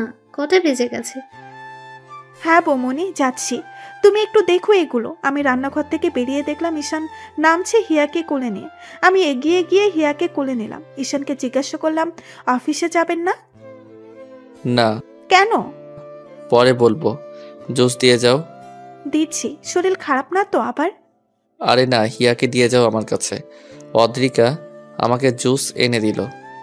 আমি পিয়াকে ফোন করে বললাম আগামী 7 দিন সে অফিসে যাব না, সব যেন ম্যানেজ করে ম্যানেজার আর ও মিলে। অদ্রিকা আমাকে জিজ্ঞেস করলো 7 দিন যাবেন না কেন? বলবো তো, ব্রেকফাস্ট সার্ভ করো। করছি, আসেন। সবাই মিলে একসাথে ব্রেকফাস্ট খেতে বসলাম। ঈশান খাবার মাঝে সবাইকে বলল, আমি আজ রাতের ফ্লাইটে কক্সবাজার যাচ্ছি অদ্রিকা আর হিয়াকে নিয়ে। সবাই অবাক হয়ে গেল, সাথে অদ্রিকাও। আমরাও ভাবছিলাম তোর বাইরে যাওয়া দরকার, দেশের বাইরে যা। না ভাইয়া, হিয়া বড় হলে বাইরে যাওয়ার প্ল্যান করব। অফিসে তাহলে আমি বসছি, তুই ঘুরে আয়। হুম। ঈশান আমাকে নিয়ে ঘুরতে যাবে এই কথা ভেবেই আমি লাফাচ্ছি। ব্রেকফাস্ট টেবিল থেকে হিয়াকে নিয়ে ঘরে গেলাম। ঈশান খাওয়া শেষ করে ঘরে এলো। ঈশানকে দেখে আমি ঈশানের কাছে এগিয়ে যাই, হিয়াকে কোলে নিয়ে। ঈশানকে জিজ্ঞাসা করলাম, আমরা কি সত্যি আউটিংয়ে যাচ্ছি? হুম। বিশ্বাস হচ্ছে না। হিয়াকে আমার কাছে দিয়ে তুমি রেডি হও, বিশ্বাস হওয়া লাগবে না। যাবো তো রাতে, এখন কিসের রেডি? কিছু লাগলে বলো, অর্ডার করে দেই। আর কাপড় গোছাতে হবে না? হ্যাঁ, তা তো হবেই। সেগুলোই করো এখন, আমি হিয়াকে দেখছি। আচ্ছা, আমি যাওয়ার জন্য সম্পূর্ণ তৈরি। সন্ধ্যার পর ঈশান আমি হিয়াকে নিয়ে রেডি হয়ে নিচে নামলাম। ঈশান হোয়াইট শার্ট আর ব্ল্যাক জিন্স পরেছে, আমি ব্ল্যাক শাড়ি আর গা ভর্তি গহনা। হিয়াকে আমি টি শার্ট আর শর্ট পরিয়েছি। আমাদের দেখতে ভীষণ সুন্দর লাগছে। সবার কাছ থেকে বিদায় নিয়ে ঈশান এয়ারপোর্টের উদ্দেশ্যে রওনা দিল। ড্রাইভার গাড়ি চালাচ্ছে আর আমরা পেছনে বসে আছি। ঈশানের কোলে হিয়া। ঈশান হিয়ার সাথে কত কথা বলছে, আমি সেই কথাগুলো মনোযোগ দিয়ে শুনছি আর হাসছি। ঈশান আমার দিকে এক নজর তাকিয়ে আবার হিয়ার সাথে মজা করা শুরু করে। 1 ঘন্টা পর ঈশান এয়ারপোর্টে গিয়ে পৌঁছালো আর সব ফর্মালিটি মেনটেন করে প্লেনে উঠলো আমাদের নিয়ে। বিমান ফ্লাই হবার পর বেশিক্ষণ লাগেনি কক্সবাজার পৌঁছাতে। মধ্যরাতে হিয়াকে আর আমাকে নিয়ে ঈশান বুক করা হোটেলে ওঠে। হোটেল রুমে গিয়ে ঈশান হিয়াকে বিছানায় শুয়ে দেয়, কারণ হিয়া ঘুমিয়ে গেছে। এরপর ঈশান আর আমি ফ্রেশ হই। ঈশান কফি খাচ্ছিল, তখন আমি ভেজা চুল নিয়ে ঈশানের পাশে দাঁড়ালাম। ঈশান কফির মগটা রেখে আমার সামনে এলো, আমার কাঁধে হাত রেখে বলল, এত রাতে গোসল না করলেও পারতে, ঠান্ডা লেগে যাবে। করে ফেললাম। একা একা কফি খাচ্ছেন কেন? তোমারও আছে, ড্রেসিংয়ের উপরে দেখো। নিয়ে আসছি। আমরা দুইজন মিলে কফি খেলাম আর গল্প করলাম অনেক। ঈশান বেশিরভাগই ইতিহার কথা বলেছে, কিন্তু আমার রাগ হয়নি, বরং আরও জানার আগ্রহ বেড়েছে। প্রায় ভোর, তখন আমি আর ঈশান ঘুমাতে চাই। দুইজন একসাথেই শুয়ে পড়লাম। ঈশান আমার হাত ধরে ঘুমিয়ে যায় আর আমি হিয়ার উপরে হাত রেখে শুয়ে পড়ি। সকালে ঘুম থেকে জেগে দেখি অদ্রিকা এখনো ওঠেনি। আমি এক দৃষ্টিতে তাকিয়ে আছি অদ্রিকার দিকে। অদ্রিকা আড়মোড়া ভেঙে জেগে দেখে আমি হাতের উপর মাথা দিয়ে অদ্রিকার দিকে তাকিয়ে আছি। আমি তো খেয়াল করিনি অদ্রিকা জেগে গেছে। অদ্রিকা আমার নাকের মাথা ধরে খুব জোরে একটা টান দেয় আর উঠে যায়। আমি নাক আঙ্গুলে ধরে বসে থাকি। অদ্রিকা ফ্রেশ হয়ে এসে দেখে আমি ওইভাবেই নাক ধরে বসে আছি। অদ্রিকা আমার সামনে যাওয়ার সাথে সাথেই আমি অদ্রিকাকে টান দিয়ে বিছানায় ফেলে দেই আর অদ্রিকার হাত চেপে ধরি। অদ্রিকা হতভম্ব হয়ে যায়। আমি অদ্রিকার নাকের উপর নাক রেখে বললাম, আমার নাক ধরে টান দিয়েছ, এর শাস্তি কি হতে পারে জানো? যাই হোক, আমি নিতে প্রস্তুত। রাতে দিব, এখন নয়। হিয়া উঠে গেছে, চলো বাইরে থেকে ঘুরে আসি। আগে তো আমি উঠতে দিন, নইলে কিভাবে উঠবো? আচ্ছা উঠো। আমি টি শার্ট আর ট্রাউজার পরে হিয়া আর অদ্রিকাকে নিয়ে বের হই। অদ্রিকা জিন্স টি শার্ট আর লং কোটি পরেছে, চুলগুলো ছাড়া। আমার কোলে হিয়া আর অদ্রিকা আমার হাত জড়িয়ে ধরে আছে। সি বিচে গিয়ে দুইজন মিলে অনেক আনন্দ করলাম। অনেকক্ষণ মজা করে দুইজন হোটেলে ফিরে এলো। ফ্রেশ হয়ে বেলকনিতে দাঁড়িয়ে রইল অদ্রিকা। আমি পিছু গিয়ে অদ্রিকাকে জড়িয়ে ধরলাম। অদ্রিকা কেঁপে উঠল। অদ্রিকা পেছন থেকে ঘুরে তাকালো আমার দিকে। আমার চোখে মুখে স্পষ্ট হয়ে উঠেছে অদ্রিকাকে কাছে পাওয়ার আকুলতা। অদ্রিকা বিছানায় তাকিয়ে দেখছে হিয়া ঘুমিয়ে আছে। অদ্রিকা আমার গলা জড়িয়ে ধরল। আমার নিঃশ্বাস পড়ছে অদ্রিকার চোখে আর মুখে। অদ্রিকা বলল, বাবুর 1 বছর হতে আর বেশি দিন বাকি নেই। আমি চাই হিয়ার জন্মদিন ধুমধাম করে উদযাপন করা হোক, আর ইতিহা আপুর মৃত্যুবার্ষিকী গ্রামে করব, এখানে নয়। আমিও তাই ভাবছিলাম। হিয়ার 1 বছর পূর্ণ হওয়ার দিন থেকে ঠিক 7 দিন পরেই তো ইহিতার মৃত্যুবার্ষিকী। এই জায়গায় কতদিন থাকছি? মাত্রই তো আসলাম, এখনই যাওয়ার চিন্তা করলে কিভাবে হবে? একটা কথা জিজ্ঞেস করি, হুম। আপনি কি শুধু দায় সরাতে আমায় মেনে নিয়েছেন নাকি ভালোবেসে? ভাবতে হবে। অদ্রিকাকে রাগানোর জন্য এই কথা বললাম। আচ্ছা ভাবুন। ভাবছি আরেকটা বিয়ে করি, তাহলে হ্যাট্রিক হয়ে যাবে। আবার এটাও ভাবছি এইবার যাকে বিয়ে করব তার ঘরে একটা ছেলে সহ করব। কি বলো? বিছানায় শুয়ে আমি অদ্রিকার দিকে তাকিয়ে কথাগুলো বললাম। অদ্রিকা আমার কথা শেষ হওয়ার সাথে সাথেই আমার বুকের উপর শুয়ে আমাকে জড়িয়ে ধরলো আর বলল, সেদিন আর ঈশান মির্জা দুনিয়াতেই থাকবে না। তাহলে কোথায় যাবে? আমি অদ্রিকাকে জড়িয়ে ধরলাম। ওপারে আর সাথে অদ্রিকা আর হিয়া। থাপ্পড় মারবো আবার এই কথা বললে। প্রথম ভালোবাসা ধরে রাখতে পারিনি, বাঁধন ছিঁড়ে বেরিয়ে গেছে। শেষ ভালোবাসা আর হারাতে চাই না। ইতিহা আপু, যেই বাঁধন ছিঁড়ে গেছে সেই বাঁধন তো একদিন আমাকেও ছিঁড়তে হবে। অদ্রিকা চুপ। আমিও পরম শান্তিতে ঈশানকে জড়িয়ে ধরলাম। দুজনে হারিয়ে গেলাম ভালোবাসার মায়ার জগতে। আদ্রিকা, ঈশান আর হিয়া 8 দিন কক্সবাজার অনেক আনন্দে কাটিয়েছে। বাসায় ফেরার পর আদ্রিকা আর ঈশানের মধ্যে প্রাপ্তি আর তৃপ্তির একটা সুখ অনুভব করলাম। দুজনকে সুখে দেখে নিজের অজান্তে হেসে দেই আর ওদের জন্য দোয়া করি। এরপর থেকে ইহিতার বাবা আদ্রিকাকে নিজের মেয়ে বলে ডাকেন। আইমান আদ্রিকার ফুপ্পির কাছ থেকে আদ্রিকার সমস্ত সম্পত্তির উইল এনে দিয়েছে আদ্রিকাকে। আদ্রিকা সেদিনই সব সম্পত্তি হিয়ার নামে উইল করে দেয় আর পেপার আইমানের কাছে রেখে দেয়। অনেকদিন পর মির্জা পরিবারে আবারও আলো জ্বালালো আদ্রিকা। সবার মুখে এখন একটা তৃপ্তির হাসি। সারা বাড়ি মাথায় করে রাখে আমি, আদ্রিকা আর হিয়া মিলে। 2 মা 1 মেয়ের পিছু ছুটে আর চেঁচামেচি করি। ঈশান আস্তে আস্তে ইহিতার মায়া কাটাতে পারছে, কিন্তু কোনোদিন সে ইহিতাকে ভুলবে না। আজও ইহিতাকে মনে করে রাত জাগে ঈশান, চোখের পানি ফেলে। আদ্রিকা বিছানায় শুয়ে শুয়ে তখন কাঁদে আর ঈশানকে দেখে। সে ঈশানকে বাধা দেয় না। হিয়াও আস্তে আস্তে বড় হচ্ছে। আদ্রিকার অস্তিত্ব জুড়ে শুধু ঈশান আর হিয়া। 6 বছর পর। ওই, আমাকে সুন্দর লাগছে তো নাকি বুড়ি হয়ে গেছি? অদ্রিকা, এটা কি বললা? তুমি এত তাড়াতাড়ি বুড়ি হয়ে যাবা? তুমি এখন আগের মতো স্মার্ট আছো আর আমি আনস্মার্ট হয়ে যাচ্ছি দিন দিন। ও মাম্মাম, কাম অন, আর কত বলবাই কথা? আমার ফ্রেন্ডসের মাম্মিরা বলে আদ্রিকা মির্জা অনেক কিউট আর অনেক সুন্দর।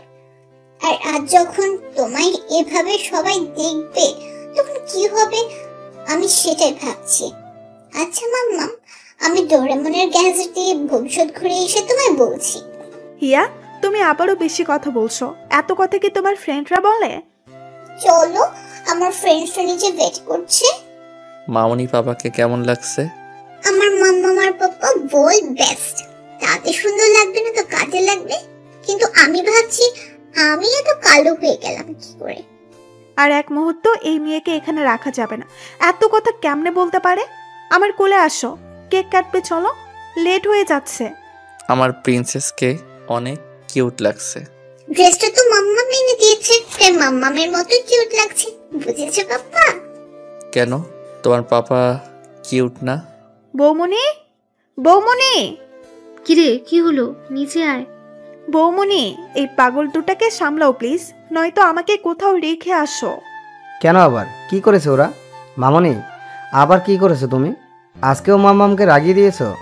আমি রাগাতে চাইনি তো বড় আব্বু, মাম্মাম এমনিতেই রেগে যায় আর বড় আম্মুর হেল্প নিয়ে আমাকে থামানোর জন্য। আমার বুড়িটা দিন দিন পেকে যাচ্ছে। ধ্যাত বড় আব্বু, কি বলো? বুড়ি তো হচ্ছে মাম্মাম। এই কথা বলেই আইমানের কোল থেকে হিয়া নেমে দৌড়ে নানু ভাই আর দাদু ভাইয়ের কাছে চলে যায়। ঈশান সহ সবাই মুখ চেপে হাসছে আর আদ্রিকার মাথায় আগুন।